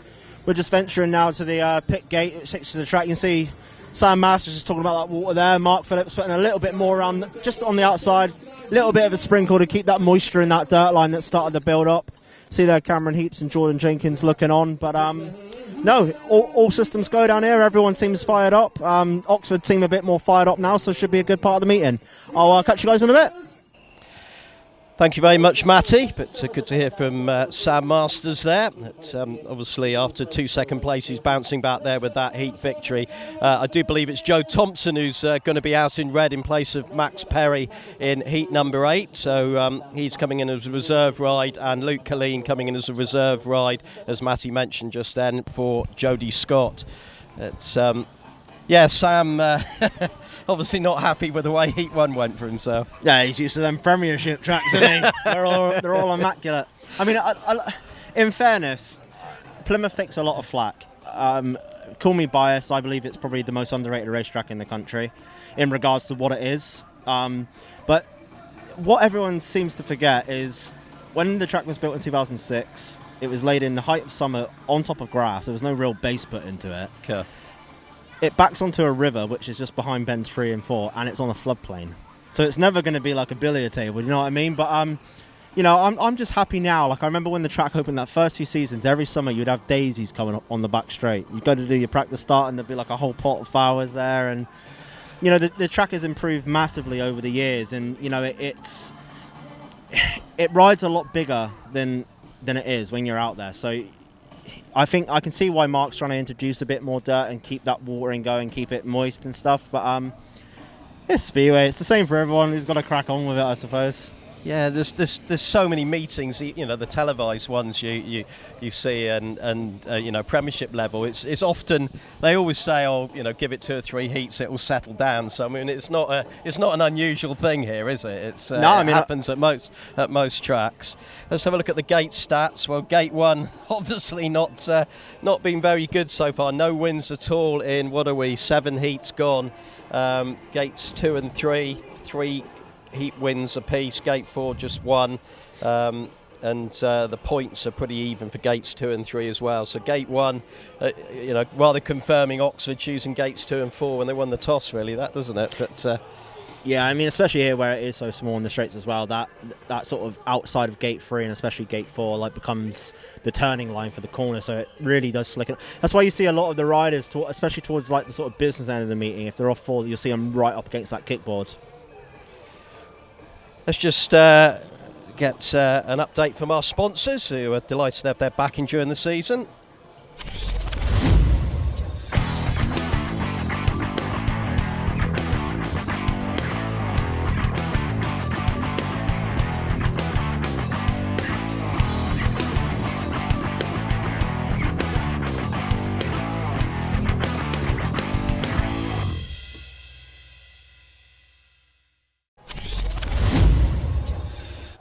As ever, thank you to all those wonderful sponsors for the Gladiators during the season. While we've got a little break before the riders come out for Heat 8, mention Richard Lawson's testimonial tomorrow up at Poole. 5 p.m. start at Wimborne Road, so I'm planning to go up myself. But he's been a great servant, and he's still whacking in the points, isn't he, at the highest level at the moment? Yeah, I was reading his interview in the Speedway Star actually this last week, and he was saying he's pretty happy to finish his career out at Poole. Again, he's one of those riders. He's a little bit older than the rest, but still rides like a very young, capable rider, you know. But I did want to point out, you mentioned earlier that Skippy's watching it on the live stream. If you could message me, Skippy, on Facebook to let me know if you are wearing your Garry May shirt in the sitting room right now, and if Trisha's allowed that for the evening. There you are, Skippy. That's a challenge for Mattie there. So here we are with Heat number 8. As I said, a couple of changes coming in. Luke Killeen coming in for Jody SCOTT. He's in yellow off Gate 1 for the Cheetahs. Jacob Hook, Gate 2 for the Gladiators in blue. In white in gate 3 for the Cheetahs is Cameron Heeps, and Joe Thompson coming in as a reserve ride for Max Perry. He's in red off gate 4 for the Gladiators. 25 points to 17, still that 8-point gap, but the Cheetahs have got the aggregate a 4-point lead at the moment, so still very much all to play for as we sort of almost reached the midway point of this, what's been a really good meeting so far. Yeah, it's been fantastic. You know, it's you see the last couple of heats, Oxford have got it together a little bit more. That was to be expected, especially with Masters and Nicholls, you know, as experienced as they are. But no, this could be a big heat for both teams now, because obviously Plymouth want to build that lead up still, and Oxford are going to want to try and get back in this meeting a little bit. So I can see why they've made a few changes in this one, but we shall see. Heat 8 about to get underway. And it's Joe Thompson from the outside, but that's great gating from the Oxford Cheetahs duo of Cameron Heeps and Luke Killeen leading their way down that back straight on a 5-1 at the moment. But Joe Thompson and Jacob Hook will be doing their utmost here to try and turn this around as they head into the second lap. Yeah, Joe got a little bit of a improvised shove then from Jacob. You see he's just gone past Jacob now. They need to not worry about racing each other and just let the quickest guy through. See Joe out there again in no man's land, doesn't need to be out there, especially as the track's just been watered. But, you know, Oxford boys have got it pretty wrapped up now. Yeah, Joe almost collected the fence there, he was so wide, and he's now retired at the back. So the Cheetahs hitting back in emphatic style here, heading for a 5-1, which will cut that gap to just 4 points. And it's... well, almost crossing the line together. Cameron Heeps just getting his nose ahead of Luke Killeen, so it was white, yellow, blue, and well, it's Cameron Heeps actually come off on the first bend after crossing the finish line there. Classic. But no, I mean, you can see there was sort of a race going on between the two Plymouth lads, which is unfortunate. You know, points are hard to come by at reserve, especially in these sort of heats. So I get it, you know, but you just got to be a bit smart there and let the quicker guy in front. 55.37 the time there, seems to be getting even slower as we go along. Cameron Heeps in white for the Cheetahs, and his teammate Luke Killeen following home in yellow for a 5-1. Jacob Hook in blue in third, Joe Thompson in red in fourth. So a 5-1 to Oxford, and that's really transformed the look of the running totals. 26-22 now. The Gladiators have had that lead cut to 4. Yeah, see, initially Joe makes a good start, but Cameron's just sort of on that line. He wants to be shoved out in no man's land, but you know, he sort of got back there a little bit. But the difference is, like, we saw Barker make a move on that turn. You can see Joe's turn back a little bit earlier than Ben did, but you know, they ride very, very different. You know, Ben's very aggressive in his riding style, leaning right off the bike, and Joe's very formal in his riding style. But no, you can see there he passed him, and then really Jacob should have backed off a bit there and let him go through, just to get himself readjusted and back on that racing line. You can see there gate 1 there's a couple of little ruts there. They look pretty straight, all things considered. Gate 2 very much the same. It's kind of hard to see from this angle, but when you go past the start, that's when they start like crisscrossing into each other. So you want to try and... That gate on 3 looks incredibly deep there. Yeah, I mean, obviously that's been a favourable one tonight. Yeah. You know, it's hopefully they won't keep using it, because we'll reach China, I would imagine, pretty soon if they do. But you can see there as we go out, they're fairly straight. I mean, you know, these sort of tracks, because it is so small in the straights, they are prone to crisscrossing a lot. But that looks pretty good. So Oxford Cheetahs making a change in heat number 9, another switch of their reserves. Luke Killeen just did so well in that race. He's being replaced with Jody SCOTT coming in, no doubt probably getting Jody's third ride out the way here. It's all due respect to him, but I'm sure that's the thinking of Peter Schroeck there. And they got Scott Nicholls in this one as well, who's by his standards a last and a third so far. That's obviously the last was due to that tapes problem. It's a good job the book sales are good at the minute, you know, still making that you know, that dollar. But yeah. But no, I mean, Dan will be looking obviously for another race win. He's had a couple tonight already. Garry will want him to, at the very least, split them. But you know, really, they're going to need to want to split Nicholls here. So This is the lineup for heat number 9. In white is that man, the Oxford skipper Scott Nicholls. In blue is the Danish youngster Patrick Baek for Gladiators in gate number 2. Gate 3 is that reserve replacement Jody SCOTT in yellow, and in gate 4 Dan Thompson in red for the Gladiators. And Dan has had, what's he got so far? 8 points out of 9, so just dropped the 1 point so far. That was to Sam Masters in heat number 5. And well, that scoreboard is getting more exciting by the minute from a neutral's point of view anyhow. Just a 4-point lead and an 8-point gap the other way to the Cheetahs on aggregate.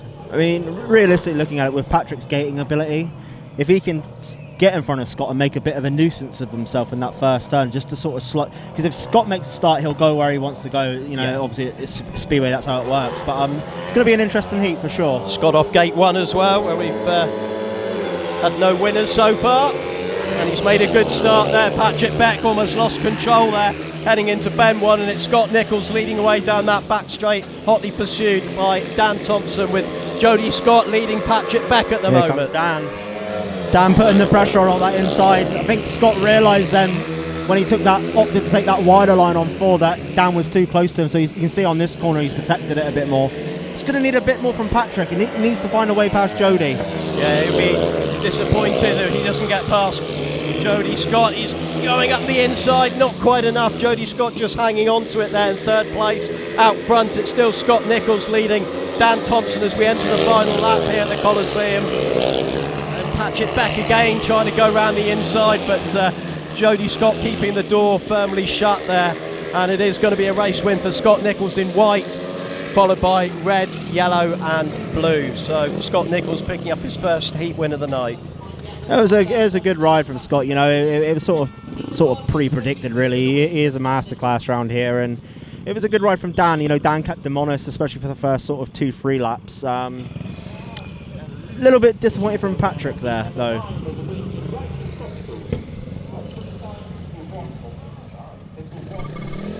.51.45 I believe the time was for that one. Didn't quite look that fast. No, well, he's if it's 51.45, that'd be a track record. Yeah. But Scott Nicholls in white, the winner. Dan Thompson in red in 2nd. Jody SCOTT in yellow is 3rd, and Patrick Baek in blue is 4th. So the Cheetahs are storming back here, showing why they're 2nd in the table. It's a 4-2 this time. That gap is now down to just 2 points. 28 to Plymouth, 26 to Oxford. I mean, for me, that race, you know, Patrick was probably quicker than Jody. That showed with the momentum he built up going in the corners. But obviously, inexperience from both of them. Jody done what he had to do. He held that race in line, and he held it really nicely. Wasn't put off at all by the pressure from Patrick. But Jody wasn't changing that line. And by the 2nd lap, Patrick should have at least tried a different line. You know, wheel chasing's not going to get you anywhere, especially on a track this small. You really need to. I mean, I can't really preach. I made a career of wheel chasing, but you know, really those last 2 laps he should have looked to go at least mid-track to the outside. Yeah.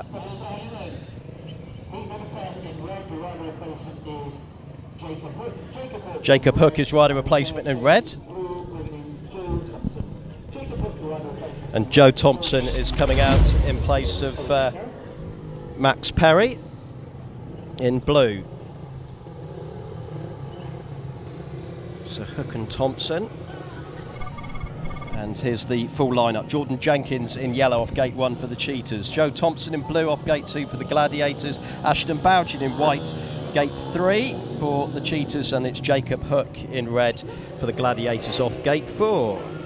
You know, obviously Joe's had those last 2 heats not gone his way. He's been quite off the pace. But see, there's quite a bit of work going on in his bike down in the pits when I was down there just a second ago. So hopefully it's a strong start from him and another good race.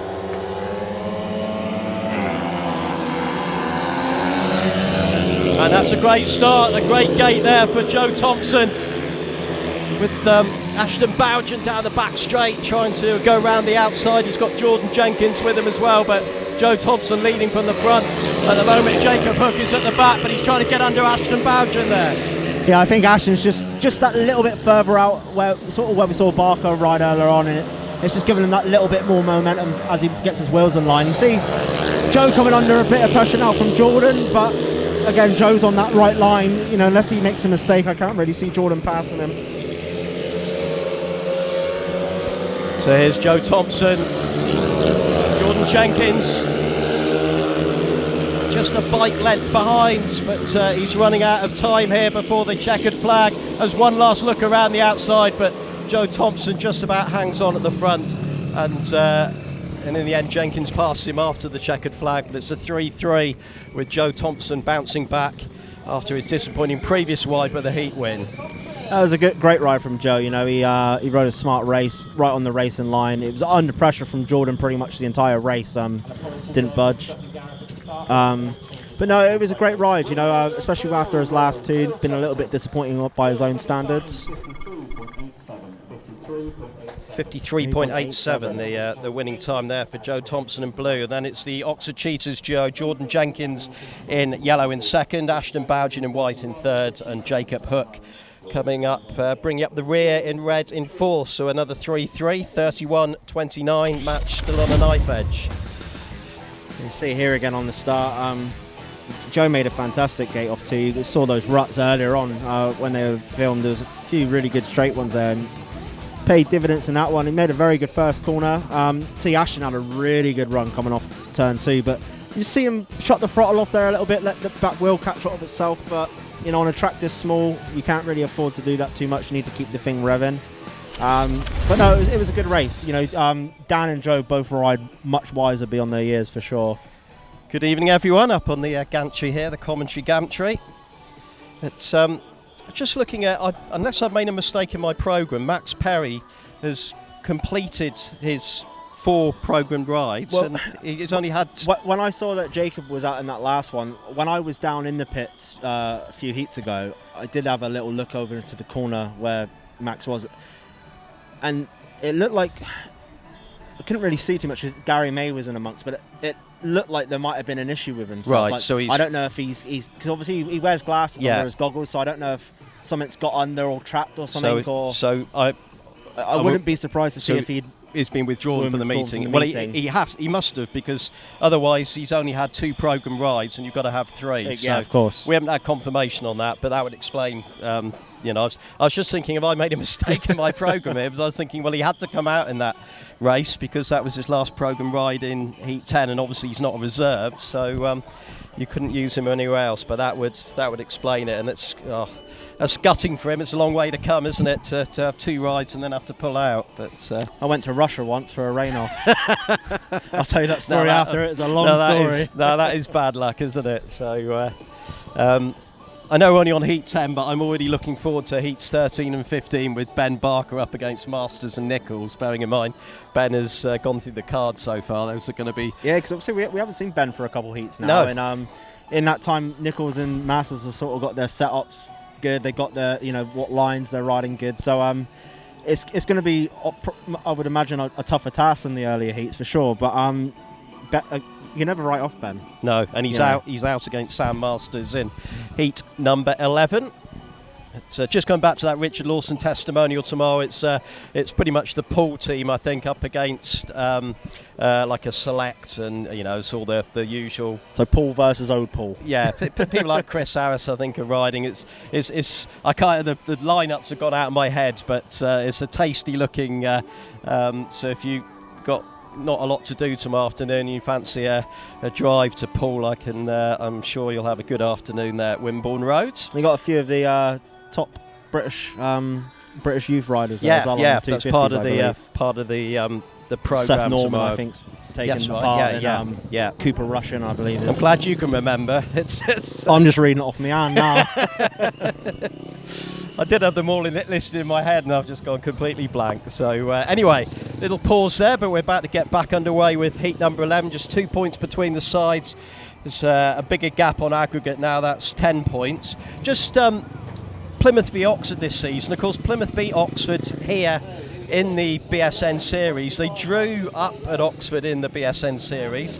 They're winning this at the moment, so bearing in mind Oxford have come second in the table, they've got quite a good record against the Cheetahs. They have, yeah. It's not too bad at all, actually, is it? You know, if you can have a record, it's not a bad team to have a record against. But no, you know, see the lineup here for heat number 11. So Ben Barker trying to make it 4 wins out of 4 in gate 1 in red for the Gladiators. Sam Masters in white in gate 2 for the Cheetahs. Joe Thompson, fresh from that race win last time out. He's in blue for the Gladiators, and it's Cameron Heeps who's sort of quietly gathered the points tonight. He's got paid 7 from 3 rides. He's in yellow off gate number 4, and you know, that's 7 out of 9. That's just what Peter Schroeck would have wanted from Cameron Heeps tonight. You know, pure example there of engine room of Speedway team. You know, just like you said, quietly in the background doing his thing. But he could be the danger man here, especially coming off 4. There's a bit of dirt. He does, you know, Cam does like to ride out in that dirt a bit more. But yeah, it could be an entertaining one. Yeah, looking forward to this one. Sam Masters, of course, winning as that tactical substitute in his last outing. That was his first win of the night, and as I said, Ben Barker yet to be beaten by anyone so far this evening. An attractive looking heat, number 11. That's a great gate by Masters. Barker didn't make it that time. Cameron Heeps almost disappeared through the fence, and he's managed to swoop around the outside of Ben Barker, with Joe Thompson currently in second place. See, Ben's going to give chase now. Just got past Cam, just as we said that. Bit of a novice move really for Barker. You don't really see him use that inside too much, but you know, it comes to tuition there. Joe's riding a good race. The best thing now is just to let Sam crack on in front and protect that second and third. Yeah, Barker, of course, off what has been the graveyard inside gate in this race, so maybe not too surprising to see him miss the start there. But Sam Masters, as I said before, when he's out front, he looks absolute quality. Almost like an armchair ride, isn't it? Yeah, it's kind of like the modern day Lee Adams, really, in terms of style and stuff, isn't he? Masters takes the checkered flag with a huge gap over Joe Thompson and Ben Barker, so it's white, blue, red, and just coming over the finish line is Cameron Heeps in yellow. It was a good first corner from the Gladiators. You know, they kind of let Sam go, which was the best thing to do. But you know, it was a good move from Joe. He really did. He gave Cam just enough room out there to hold on. 53.49, the winning time for Sam Masters for the Cheetahs in white. Second, Joe Thompson in blue for the Gladiators. Ben Barker suffering his first defeat of the evening, coming home in third in red. And Cameron Heeps, who was firmly in the mix early on, eventually trailing home last. So it's another 3-3. That's the second one on the bounce. And it remains that 2-point lead for the Gladiators, 34-32. I see here on the replay, I mean, Sam was moved over very last minute as well and still managed to make a fantastic start, you know, first into that first corner. As you said, Ben was off the graveyard gate. You know, there's not been a winner from gate 1 tonight so far. I thought for a minute Cam might just sneak back up there past Joe, but Joe held his nerve real good, and you see Ben there got his wheels in line nice and early and made that power down the straight to sort of like a mini dive bomb, I suppose, but still give Cam plenty of room, so you know, fair move. But no, it was a good ride from the Gladiators. It was a smart ride, which is at this point of the meeting needed. 2 minutes is on for heat number 12, where it's just 1 minute 36 left now. But looking ahead to heat 15, of course, presuming that Barker will be in that race here, the Gladiators side will have choice of gates in that one. So I don't think Ben will be picking gate 1 somehow. Let's go for 2 and 3. Yeah. They seem to be working 2 and 3, all right. 2 and 3 would be nice, wouldn't it? Definitely. But still 3 more races to go before we get to heat 15. And a strong pairing here for the Cheetahs, Ashton BOUGHEN and Luke Killeen, who he had that fall in his first ride, and then he had a paid win in his second ride, Luke Killeen. And no doubt he'll be out in heat 14 as well. Just looking around the stadium, it's a pretty healthy looking crowd as terms of Speedway in Plymouth goes. But one thing that has sort of got my attention is there is a lot more kids than I've seen here for a while, but they're not just kind of messing around. I see a bunch down there on the home straight. They've all got goggles on and they're right up against the fence, like talking to the riders. So it's good to see some more youth coming down and getting involved. Yeah, no, totally agree. They're obviously important future of the sport. Joe Thompson coming out as a reserve ride for Jacob Hook in blue in this one, so he'll be partnering his twin brother Dan. So it's the Thompson twins versus BOUGHEN and Killeen. Yeah, it is a good crowd tonight, and bearing in mind Plymouth Argyle just up the road were playing this afternoon, and people would have spent money up the road at see there. Argyle. Look at that! Look at That's that! I would say gate 3. You can see there. That's kind of like really as deepness as it gets. It's probably as deep as you kind of want it to go. Your dirt deflector's going to catch on that. I mean that looks pretty good to me. I mean, back in the day before they put the springs on the footrests, you could actually go in a deep rut, drop the clutch, and the bike wouldn't move. You'd literally just do a burnout. Then they introduced a little spring that pulls the footrest back unless your foot's on it. Got you. So yeah, I mean, you get all these deeper ruts now, but you'll notice a lot of riders, if you really pay attention on the start, once they've picked their rut and they've packed it out or packed it in, whatever, when the green light goes on and the start marshal moves away, you usually see them just pull the bike back a bit.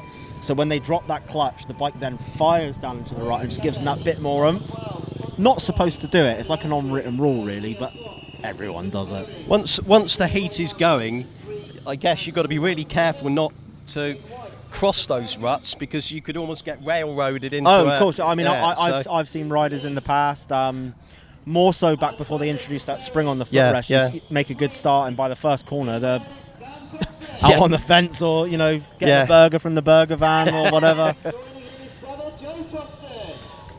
So all down to the Thompson boys here to keep Gladiators' noses in front as we enter the last 4 heats of what's been a very enjoyable meeting. So it's Dan Thompson in red in gate number 1 for Gladiators. Luke Killeen, as I said, paid win last time out. He's in yellow off gate 2 for the Cheetahs. Joe Thompson coming in as a reserve ride for Jacob Hook. He's in blue.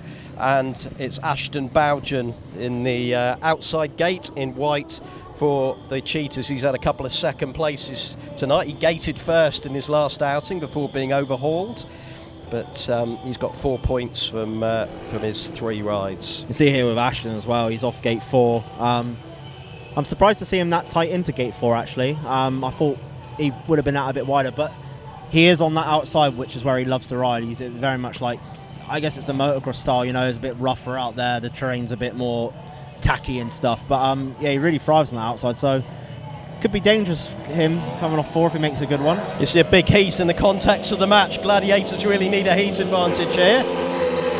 And the Thompson boys are delivering. Gating first and second here. And that's just what the doctor ordered from a Plymouth point of view, with Joe in second place and Dan following him at the moment in second, and the Cheetahs riders bringing up the rear.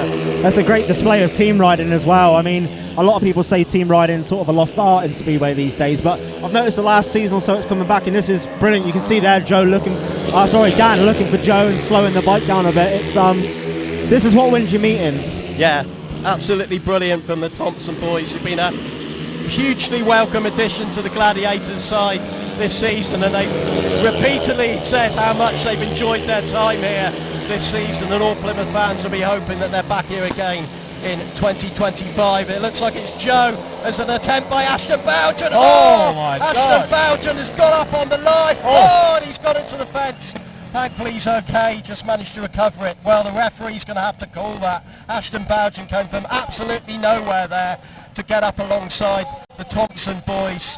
Just lost control going into the first bend after crossing the finish line. I don't think it was anything untoward. No, I don't really know what the issue was. I mean, he went for that move. They went 3 abreast across the line. There was just there's no room. I mean, he's fine. He's walking back, so he's walking back to the pits. But I don't think there was anything nasty there. It was just he just crossed the line in so fast that. Let's hear the result.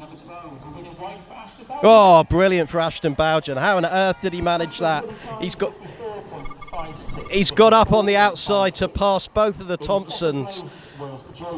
And so Joe was second, Dan was third. But take your hats off to Ashton BOUGHEN there, because that came from absolutely nowhere. Well, that'll make that little off seem a little bit more worth it now, won't it? But, it was a great ride. He was, for 4 laps, he was just using that outside to build up speed, and it made the move when he needed. You see here in the replay, it just come in. It looked like they had it sewn up, but he just generated all that speed and still in that dirt right there. And you can see just nips it. I mean, you've got to, you know, what's he, 16, I think, or 17? Yeah, 10, he's 17 now? he's a young and to produce that was incredible. The gate stats for Gate 1 is still not looking good at all, just the one win. Gate 4 is not much better, as you said. If the Gladiators could take Gates 2 and 3, then the Heat 15, that would be great, but obviously you can't do that under the regulations. So it's that was a 3-3, that race, 37-35 to the Gladiators. Let's look at the running scores. Well, Dan Thompson and Ben Barker leading the way for the Gladiators. Thompson on 11, Barker on 10. Joe Thompson as well, double figures from 6 rides with 10. Jacob Hook, 5 plus 2. Patrick Baek, just the 1. And Max Perry, as we said, we think he's had to withdraw after noughts. And just looking at the Oxford side, obviously Sam Masters with 10. And then it's pretty solid from the rest of the team all the way down, including Jody SCOTT chipping in with 3, Luke Killeen with 2. Let's cross over to Mattie in the pits. So we're back down in pit lane now, currently looking at the Oxford Cheetahs, who have made a remarkable comeback. I guess somewhat predicted with the strength and depth they've got and the calibre of rider they have in the lineup, but only 2 points, I believe, separating the teams now. So, you know, the aggregate bonus points looking very good for them, but also the meeting, we can see a lot of attention around Ashton BOUGHEN at the minute. There was a fantastic race when he just pulled off there in his last race. Literally down to the wire, quite literally, with 3 riders going over. You see Peter Schroeck, team manager of the Cheetahs, getting all the boys together. Now they've got themselves back into this meeting, they are going to want to push on now, especially, like, I believe the interval and stuff now. He'll be G'ing those guys up. They'll be the changes they've made to the bikes are going to be pretty much on point. As we venture down to the Gladiators pitch, you can see Garry just rounding the troops up together. Be very much the same. There'll be bike changes going on. There'll be a big conversation now with the riders and team manager to G them up. You know, they lost a little bit of control of the meeting, obviously, with Oxford catching up, but you know, I think that bad luck that Oxford suffered to start with, Nicholls hitting the tapes and Luke Killeen coming off. But you can see Ben there also putting some input in it. But it's still everything to play for, you know. It was always against the Gladiators tonight, especially, you know, with the loss of Nico and Alfie. But they've really pulled through, and they're not going to want to let this slip now. They're going to want to end this season on a high. And, you know, you can hear Ben there saying 3 races to go for a win. So it's, you know, they just got to do what they've been doing. You know, they've managed to split riders when they've needed to. And, you know, a lot of these younger riders, more Dan and Joe, have ridden far wiser than probably their years, you know, and they've ridden really smart in races when they've needed to. So, you know, it's going to be a tough 3 heats to finish the meeting off, but Gladiator is very, very capable of still securing that win. They just need to keep a bit of faith. You can see there Ashton BOUGHEN. We'll see if we can get a word with him. All right, bud, all right to grab a word? So, race win. Fantastic. Probably the race of the night so far. Maybe one of the races of the season so far at Plymouth.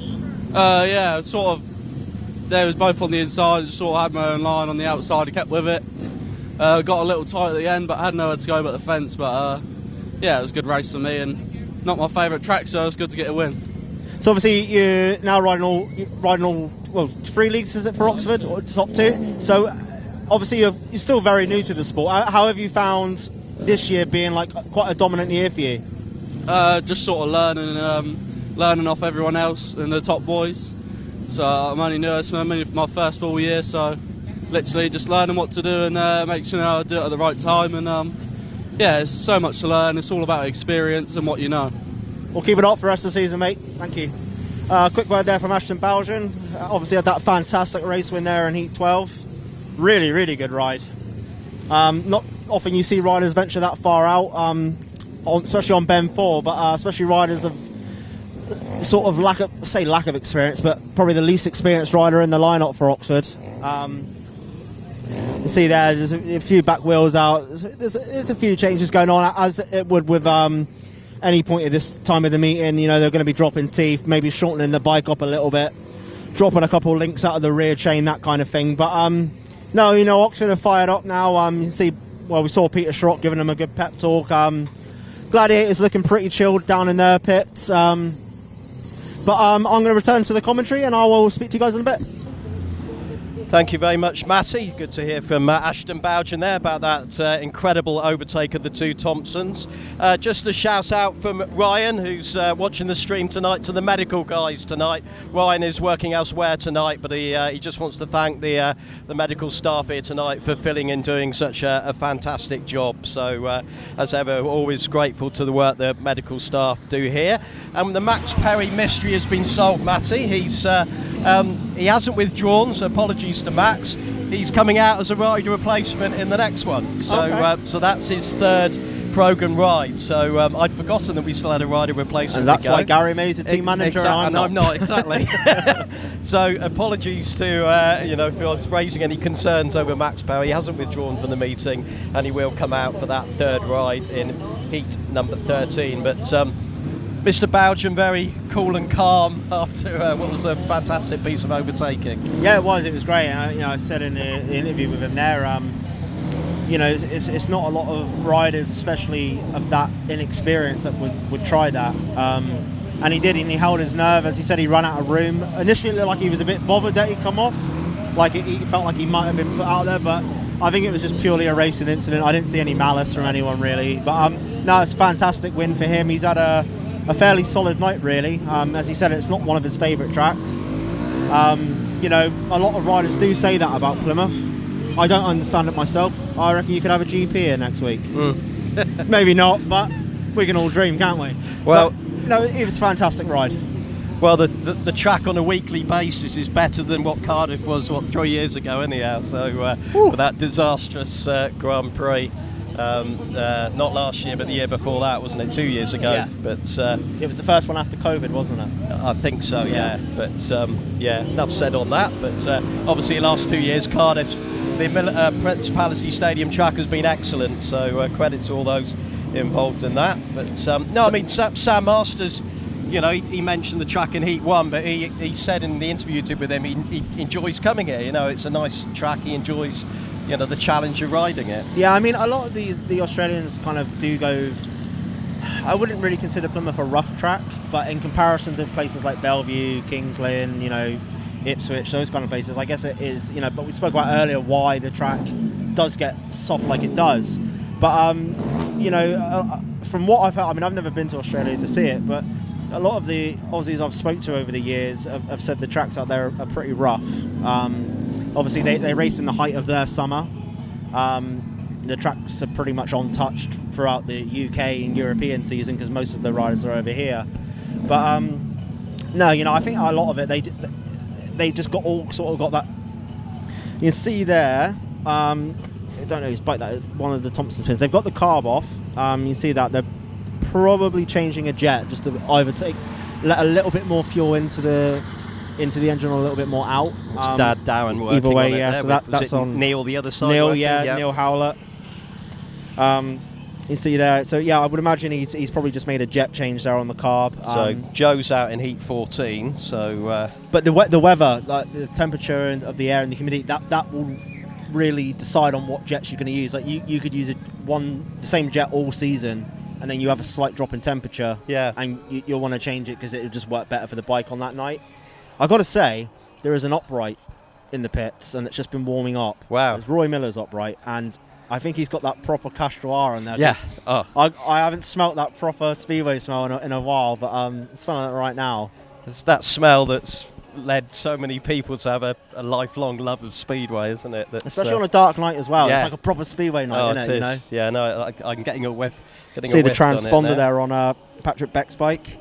I heard when they announced the race of Heat 12, actually, that's how the referee deemed the winner of that race was by the transponders. Okay. So, I don't really know a lot about them. They're quite a new thing that's been brought in the last couple of years, much since I've stopped riding and they've sort of come in.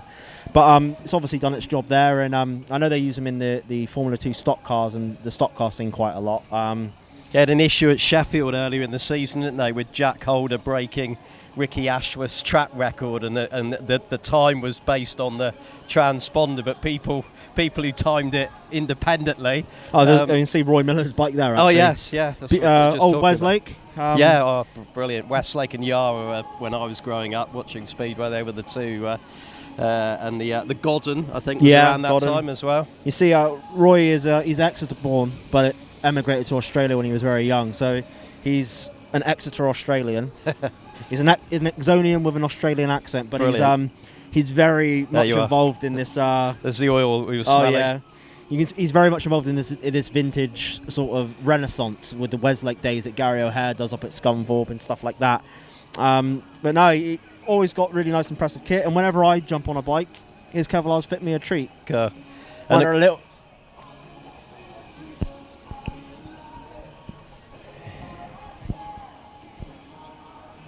Just Skippy Matthews has responded to Mattie's request a minute ago, and he sent a picture of him wearing the Garry May shirt. So watching the stream. So Legend. There you are, Mattie. I expected nothing less from Skippy. Instant reply there from Skippy. So thanks for that. I hope you're enjoying the meeting. But yeah, the uprights, the Isle of Wight do a upright championship, don't they? Yeah, they do. At Smallbrook. I think quite a lot of the Nora 92 stuff. Yeah. They do quite a lot of the vintage stuff, but no, I mean, these Weslakes, they weren't around very long, but they're very, very popular. I've actually got one myself. Me and my dad purchased a 1976 Westlake. Peter Collins won on a Westlake, world champion 76, is that right? The bike I've got is actually to replicate Phil Collins's... Peter Collins, yeah, wow. His, Phil Collins, sorry. Yeah. Peter Schroeck looks a little bit concerned there, probably due to the watering. Yeah. I think again, it's an unwritten rule in Speedway. Desperate times call for desperate measures, but you can see the clerk of the course there, Robert Doran, speaking with Peter Schroeck. Tell you, he does look happy. Maximus, he's always smiling, that one, isn't he? So I'm just looking. So in the next race, they've got Sam Masters off gate 1 and Scott Nicholls off gate 3. What's the suggestion? They're thinking there's more water being put on the inside than the outside. Is that what they're... Possibly. But, it's... Mark's not new to this. He knows what he's doing. It's... again, sometimes like this, it's not to everyone's favour, but, it's like an unwritten rule in Speedway. Every team does it at some point. It's... it's going to be a bit greasy for sure, but it's hard under there now. It's slick, so, within a heat, it's going to be back to a car park pretty much anyway. So Sam Masters is now with Peter Schroeck on the fence. It's Sam who's coming off gate 1, isn't it? So I see Ben Barker's just walked up to the fence. I mean, Ben Barker could look at a ploughed field that a tractor's just getting through and be like, yeah, it's good to ride, it's fine. He doesn't mind too much. But no, I mean, I think like this, obviously. You can see, obviously, there is a bit of concern there, but obviously with it, really I would be leaning my riders away from what's going on the track and let them focus. Like, I've seen it a lot before where riders pay too much attention to and they almost sort of like mentally depart from where they were, because the bikes obviously are set up now. They've built that momentum up, and now the track's going to be slightly different. So it could throw them off. It could not. It could end up being a massive disadvantage to Plymouth, because obviously their riders haven't ridden it like that either. But we'll see. But obviously, 2 of the last 3 heats we're going to have, well, almost certainly Masters and Nicholls out for Oxford, and that's been the devastating partnership for them for the last 2 seasons, isn't it, in those 2 races? Oh, it has. They've been absolutely phenomenal. I was actually up at Oxford for the best pairs, and I was one of the people that disagreed with the referee's decision. I thought Scott made the pass and done what he needed to do, but it's not just the duo they are, it's the experience they hold together, especially Scott, but Sam's been here for a while now. I mean, I remember when he first come over, and I was doing second halves up at Somerset at the time, and he first come into this Rebels lineup, and even from there, just certain times you see riders and you can just see there's something a bit special about them. And I'll tell you what, it was the same when I saw the Thompson twins. They were on a one. Let's just cross for some action from a previous meeting while we're just waiting for this Heat 13 to get underway. It's the lineup for Heat 4 with Via Strada adrenaline-fueled clothing, and it's Jacob Hook off gate number 1 in blue, Luke Killeen in yellow from gate number 2 for the Cheetahs, Ben Barker for Plymouth off gate number 3 in red, and off the outside in white it's Scott Nicholls. Heat number 4. Okay then, here we go with heat number 4. Away from the tapes we go then. Brilliant start from Ben Barker, but he's got Scott Nicholls all over him here. Scott Nicholls trying to get up the inside. Can't quite make it. Ben Barker with a decent lead early doors, but Scott Nicholls very much holding that inside line. His teammate Luke Killeen in third. A 3-3 as it stands with Jacob Hook in the back. Yeah, Scott Nicholls, he's going to put the pressure on Ben Barker, but Ben Barker's a hard man to catch around this place. Scotty knows that Luke Killeen is behind him, so he's just maybe going to preserve that and make sure that nothing goes wrong, but he's just watching and waiting, and if Ben does any kind of mistake, which I don't think will happen, as I say that. But yeah, a decent lead for Ben Barker here. Scott Nicholls in second, Luke Killeen in third. It's looking like preserving a 3-3 for the Oxford Cheetahs here, and a perfect start to the meeting for Ben Barker, who makes it 2 wins on the bounce. Scott Nicholls second, Luke Killeen third, Jacob Hook fourth. So another. What you're against, can't you? So there's some action from a previous meeting. We just, as the kids' race about to get underway here, let's cross to some more previous footage as well. Oh, we're just going to, before we do that, let's just watch the start of the kids' race, a regular popular feature. And look at you're talking about the number of children here, Mattie. Look at the number of kids we got running around. I'm surprised you're not down there, Nigel. You love a lollipop from what I've... There's a dog down there. There's a dog wearing a Gladiators jersey. I've got my 2 boys are out there running, but... I've seen it all now. Yeah. Only at Plymouth Speedway. Let's cross to that previous action now. In yellow will be Paul Stark. Gate number 2 in red will be Dan Thompson. Gate number 3 in white will be Ben Cook. Gate number 4 in blue, having a very impressive night, is Joe Thompson. 7 pay 10 to his name so far. Just what you'd want on a bank holiday weekend, a close competitive fixture. The start marshal will move out of his way with the green light on. The tapes rise and away we go. Paul Stark it is. He's made it off the inside, and Dan Thompson though is going to try that pull start line from the last heat, and that allows Joe Thompson up the inside because Ben Cook is shut out going down the back straight. Paul Stark drifts off that inside line. Dan Thompson has an avenue up the inside. Can he explore it? But Paul Stark cuts to the inside. Really smart riding from Paul Stark, but Dan Thompson is quick in second, and he will now set off to try and get past Stark, who drifts wide again but has the speed building up. Now, what can Ben Cook do at the back? That's where the attention turns to. He is going very wide and has a lot of speed built up behind Joe Thompson.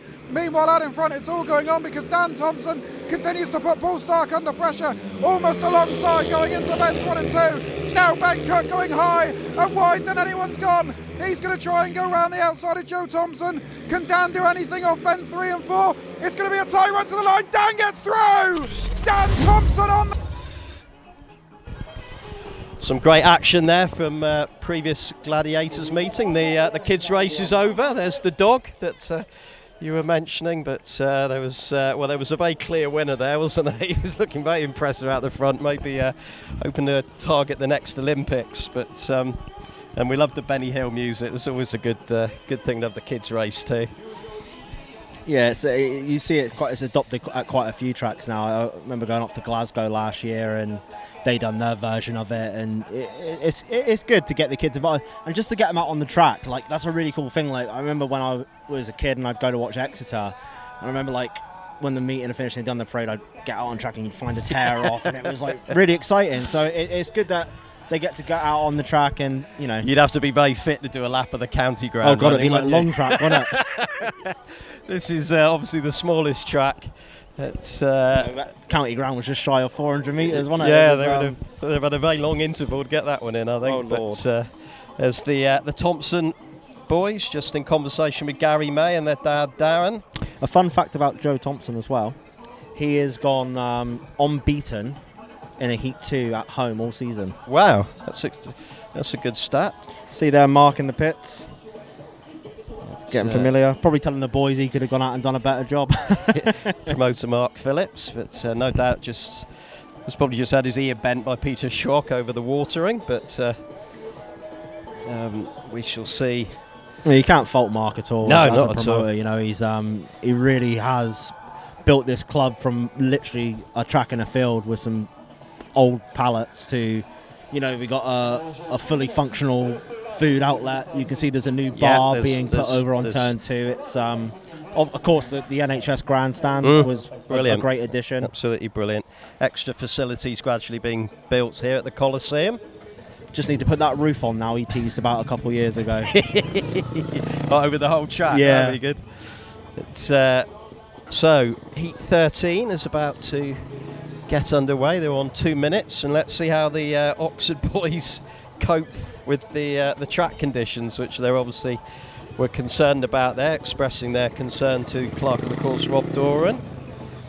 But the Gladiators have got gates 2 and 4. Of course, Max Perry is out in this one, taking his 3rd ride of the evening. It's very dark here now at the Coliseum. That the nights are drawing in as we head until September. I hate that as everyday life, but for Speedway, when those floodlights come on, it's a bit darker. Yeah, perfect. Definitely. It's a very cloudy sky. There's potential for rain later, but it's certainly not going to affect this meeting tonight. Here we go. Sam Masters in white, the Oxford #1 in gate 1 for the Cheetahs. In red is Max Perry, coming in as a rider replacement for Nico Cavati. It's Scott Nicholls, the skipper of the Cheetahs, in yellow in gate 3, and Ben Barker, who's had 3 straight wins, the 3rd place in his last outing. He's in gate 4 in blue. So you see he's right up against that fence as well. This is going to be a really interesting race. Just to remind you, the scores 37 to 35 to the Gladiators. I think the aggregate point has probably gone. The Cheetahs are 10 points clear on that with 3 to go. But certainly the win tonight is up for grabs, and the Gladiators will be hoping their skipper Ben Barker can produce some magic here. Ben's just opted to go a bit tighter as well, so it's should be an interesting corner for sure. Great start from Ben. Oh, it's a tight first bend. He just about hangs on around the outside of Scott Nicholls. Sam Masters out front. Masters, Barker providing the meat and the sandwich for the 2 Cheetahs riders at the moment. Yeah, I couldn't help but feel maybe that was a bit of a replay from the pairs when Ben put Nicholls out on the fence. Maybe a little bit of payback, but he did very well to stay on. Oh, he did. You know, he held his ground extremely well. So Barker is managing to split the 2, but as things stand, this will level it all up going into the last 2 races. Sam Masters about to record back-to-back wins here. Hey, Barker is picking up some speed though. I don't think it's quite enough to get in front, but that latter part of the race he definitely picked up a bit more pace. Well, Masters might have been concerned about the track, but he certainly didn't show it in that race. He's won there. It's white, blue, red. White, blue, yellow, red is the finishing order there. Winning the 2nd place, Ben Barker. That was a great heat again. You know, obviously puts us level pegging now. See there the results from heat 13. 54.34, I think, the time there for Sam Masters in white. Ben Barker 2nd in blue for the Gladiators. Scott Nicholls 3rd for the Cheetahs in yellow, and Max Perry at the back in red. So a 4-2 heat advantage to Oxford, and sets it up for a thrilling finale here. 39 points apiece. That secures the bonus point for Oxford, but the 2 match points still very much up for grabs. And this is an incredible first bend. Yeah, initially Ben made a really good start, just with Nicholls there as well. He just couldn't quite get across Masters as well. But I think in fairness, probably Scott done Ben a favour by putting him out that little bit further, because he got a really nice run down that back straight. But no, it was a good race, you know, a great race from 3 top riders in the championship. So no, it was great. You see there was a bit of a battle with Ben and Scott for the first couple laps, but then Ben sort of picked up a bit more pace the latter part. But no, it was great. See there, Jordan Jenkins. So we've got 2 changes in this one. Jacob Hook and Luke Killeen both coming in as reserve rides. So Joe Thompson for the Gladiators in blue off gate 1. It's Jordan Jenkins in white off gate 2. And then the 2 changes. Jacob Hook is in gate 3 in red for Patrick Baek. And it's Luke Killeen in gate 4 in yellow for the Cheetahs, coming in place of Jody SCOTT. So, well, you would think, bearing in mind the the pairing that Oxford have got in the last race, that the Gladiators need to get a heat advantage here. Oh, 100%. You know, Jordan Jenkins is... he's had one of those meetings where you would have thought he'd scored a bit more for his efforts than he's actually got. I think 5+2 he's got, but you know, Dan Thompson's had a great night with I believe 10. So it's you know, he's coming off that sort of graveyard gate for tonight, but you know, hopefully he can make a good first corner. He's been making really sharp getaways from the tapes tonight. His reflexes are really on point. So hopefully he might be the one to make us start on gate 1 and win the race. Here we go, Hook and Joe Thompson with Jenkins and Killeen.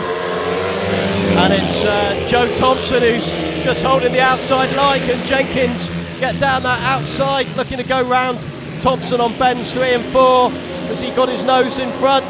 No, Joe Thompson just hangs on there. They're coming under great pressure from Jenkins. You see Dan up round initially down that back straight, give Jordan just enough racing room, but just enough to throw Jordan off, but you can see Jordan's really putting a fight back to him. Jenkins trying to go around the outside, then switches back up the inside. Great piece of riding there by Jordan Jenkins to shoot up the inside, and we've got a crash at the back. It's Jenkins in front, but it's Luke Killeen who's come off. The red lights have come on, and I think we'd entered the last lap, so I'm guessing that will be awarded. I would order a rerun. There was still a race in contention. Did the red lights come on before they'd entered the last lap? I'm not sure. If I'm honest, I wasn't taking it. No. I saw Killeen go down. I was just sort of seeing what was up with that. But a great overtake there by Jenkins, wasn't it? Superb, yeah, he read it. He read it perfectly. Brilliant. You know, he sort of, in hockey terms, sort of like deked Dan going into that turn, sort of threw him off thinking he was going to go somewhere else and didn't. Just to let you know, Luke Killeen is fine. He's up and sitting on his bike, so just looking at any potential damage. Yeah, it is awarded. So it's white, Jordan Jenkins first for the Cheetahs, and it's Joe Thompson in blue for the Gladiators. Jacob Hook, of course, getting third in red, and Luke Killeen coming to grief at the back in yellow. So 3-3. So, well, we knew we were going to have a last heat decider anyhow. It's 42 points apiece. What a way to finish the league season here at the Coliseum with a last heat decider against a team that's second in the championship. You couldn't script it, could you? 100%. You know, it's I think like in terms of score lines, like if you can see a really close score line, regardless if it's a home win or loss or a draw or whatever, that usually is evidence it's been a good meeting contested well by both sides. You know, you see these other meetings where there's like 30-40 point difference. See on the restart here. I mean, to be fair, Dan made a really solid start off gate 1 considering how bad it's been all night. See there, really quick reflexes again on the clutch, and initially made that good jump, lost a bit of speed, but then just sort of creaked his way in again. You can see here Jordan was really leaning on him, but Dan held it lovely. But it was always going to be hard, you know. Jordan, when Jordan Jenkins turns up to Plymouth, he's a very hard rider to beat round here, and he's a racer out and out. You know, he'll ride the inside, the outside. He'll just go for it. I've worked with Jordan a little bit in the past in National League level, so he was the same back then. He's just a solid racer, you know. He just wants to win races and do well. That was beautiful there. He went to the outside and then cut back up the inside, Jenkins. That was such a sweet move. The thing is as well, like, because these guys have been around a bit now, you think they're older, but they're still like young guys, you know, like incredible. So I'd put lots of money on the last race being Ben Barker and Dan Thompson versus Scott Nicholls and Sam Masters, I think. Yeah. It's, we haven't got confirmation. I mean, I don't think there's any doubt at all who the Cheetahs are going to pick. I mean, in fairness, of course, I'd love to see Plymouth come away victorious. But judging on how the meeting's gone, I think the meeting is kind of worthy of a draw, if that makes sense. Yeah. You know, but of course we'll be rooting for the Gladiators to get the Heat 15 advantage. You know, the rules were up against it. You know, we couldn't get guests and everything. You know, we're basically a three-man team. Garry, I think, you know, the two punters are going really well tonight. I let them, you know, Garry May just talking to the crowd. I've just been speaking to Mark. We're going to put an extra meeting on September the 14th, all right? I'll give you the details later, so put that in your diary and turn up, and but we're going to do something then, all right, okay? But get behind the boys in this race, but they really need you, all right? I think we can do this, so come on. Bit of a rallying call to the crowd there for this last heat decider. I think he was giving details of another meeting in September to round the season off, I think. Yeah, so presentation even on the 13th of September, and then the following day on the 14th, another meeting down there. Not sure what sort of meeting it's going to be, if it'll be a more of a sort of fun one, individual best pairs, that kind of thing. But I thought he might have said 4-team meeting there, but I'm not sure. I couldn't quite catch that. But definitely another meeting to end the season here at the Coliseum on September the 14th, which will be something to look forward to. But can we see helmets going on? Ben Barker's got Ben Barker there, blue, sure. and I think that was Dan Thompson in red.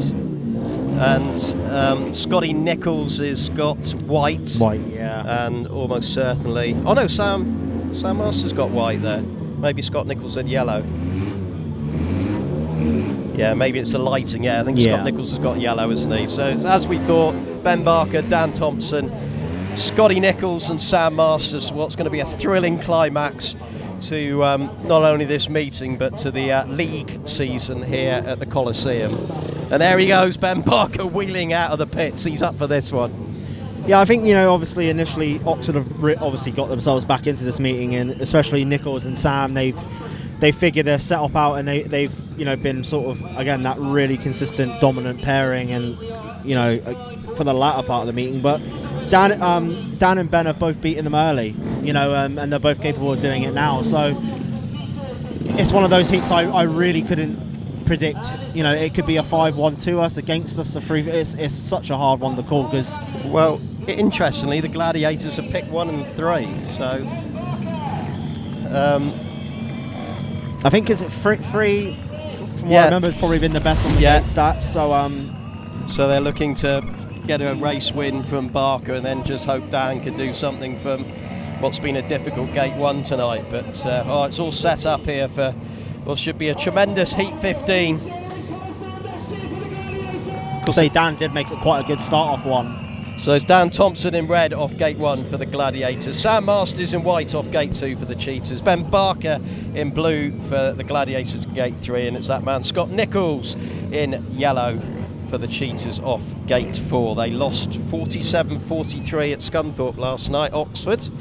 Can they get some points tonight, or get a win tonight, to take back up to the Midlands with them? The atmosphere tonight has been great. I can only imagine what it would be like here if it was a playoff final or a grand final. It'd be. We got headsets on, and you don't quite hear it as loud as other people will, but I can still hear it coming through.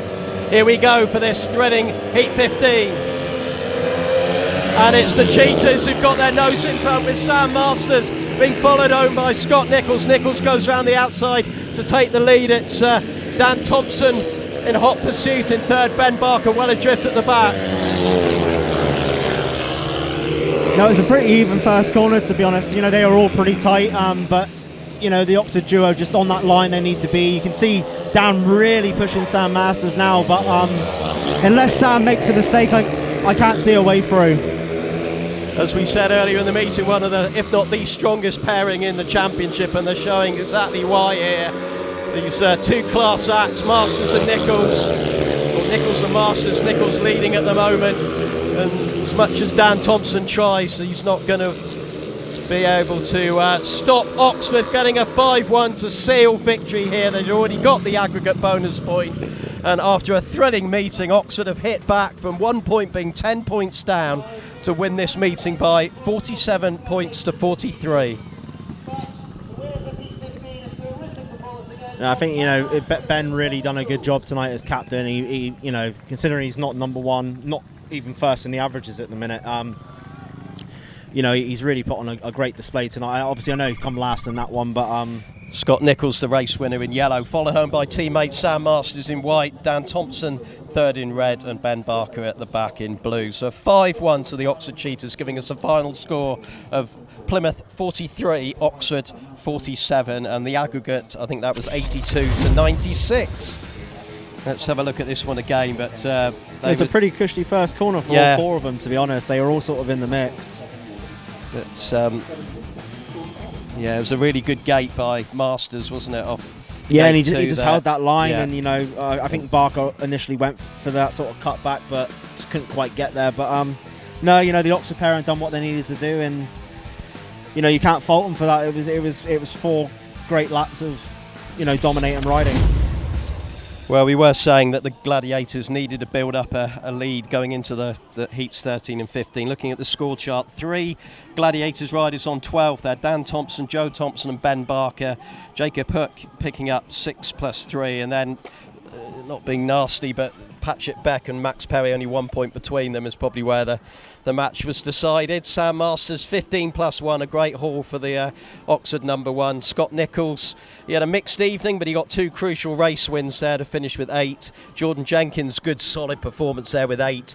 Ashton BOUGHEN 6 and Cameron Heeps 5. That's good solid contributions from the engine room there. And the reserves, Luke Killeen 2, Jody SCOTT 3. So that's some good solid all-round scoring there for the Oxford Cheetahs. They've got 1 match left in the league away to Glasgow, and then they're into the playoffs, and they're going to be a tough match for anyone they come up against, aren't they? Oh, 100%. You know, you can't fault their efforts tonight. Even when they were up against it, they clawed their way back. You know, and that's not just because they were against a lower standing team. You know, Plymouth have some great calibre of riders. You know, in considering that Plymouth were up against it from the get-go. Yeah. You know. You know, it could have gone either way, really. 82.98 was the final aggregate. I said 96, so just 2 out there. But yeah, Gladiators can take enormous credit, can't they, from their performance? Because 100%. On paper, it looked like it was going to be a really difficult night tonight, but to lead the Cheetahs at 1 point by 10 points was a staggering effort. I mean, it was one of those sort of meetings. If you were a casual Speedway fan to the city and you saw the lineups, you'd probably just stay at home. And yeah. You know, but. You know, I'm glad people didn't. It's been a good crowd tonight. The atmosphere has been fantastic, and it's been a great meeting. You know, there has been some consistent passing throughout, and you know, there's been a couple off, so you've got that thrills, spills, and excitement of it. And yeah, it's been a great night. The Ashton BOUGHEN pass will probably live long in the memory, won't it? Yeah. Even as as a Plymouth fan, you've got to take your hats off to him for that manoeuvre. Anyway, the Oxford riders just making their way round the track on their celebration lap. Congratulations to them. We wish them all the best in the playoffs. Just a quick reminder, that Richard Lawson testimony at Poole tomorrow at 5 o'clock if you're in the area and you want to get along and watch that one. But thank you ever so much, Mattie, for all your hard work tonight. It's been a fantastic end to the league season here at the Coliseum. It's not quite the result that the Gladiators wanted, but they can certainly take plenty of pride out of their performance this evening. But thank you ever so much for joining us. I hope you've enjoyed the coverage. Have a great rest of Saturday evening, and we say cheerio.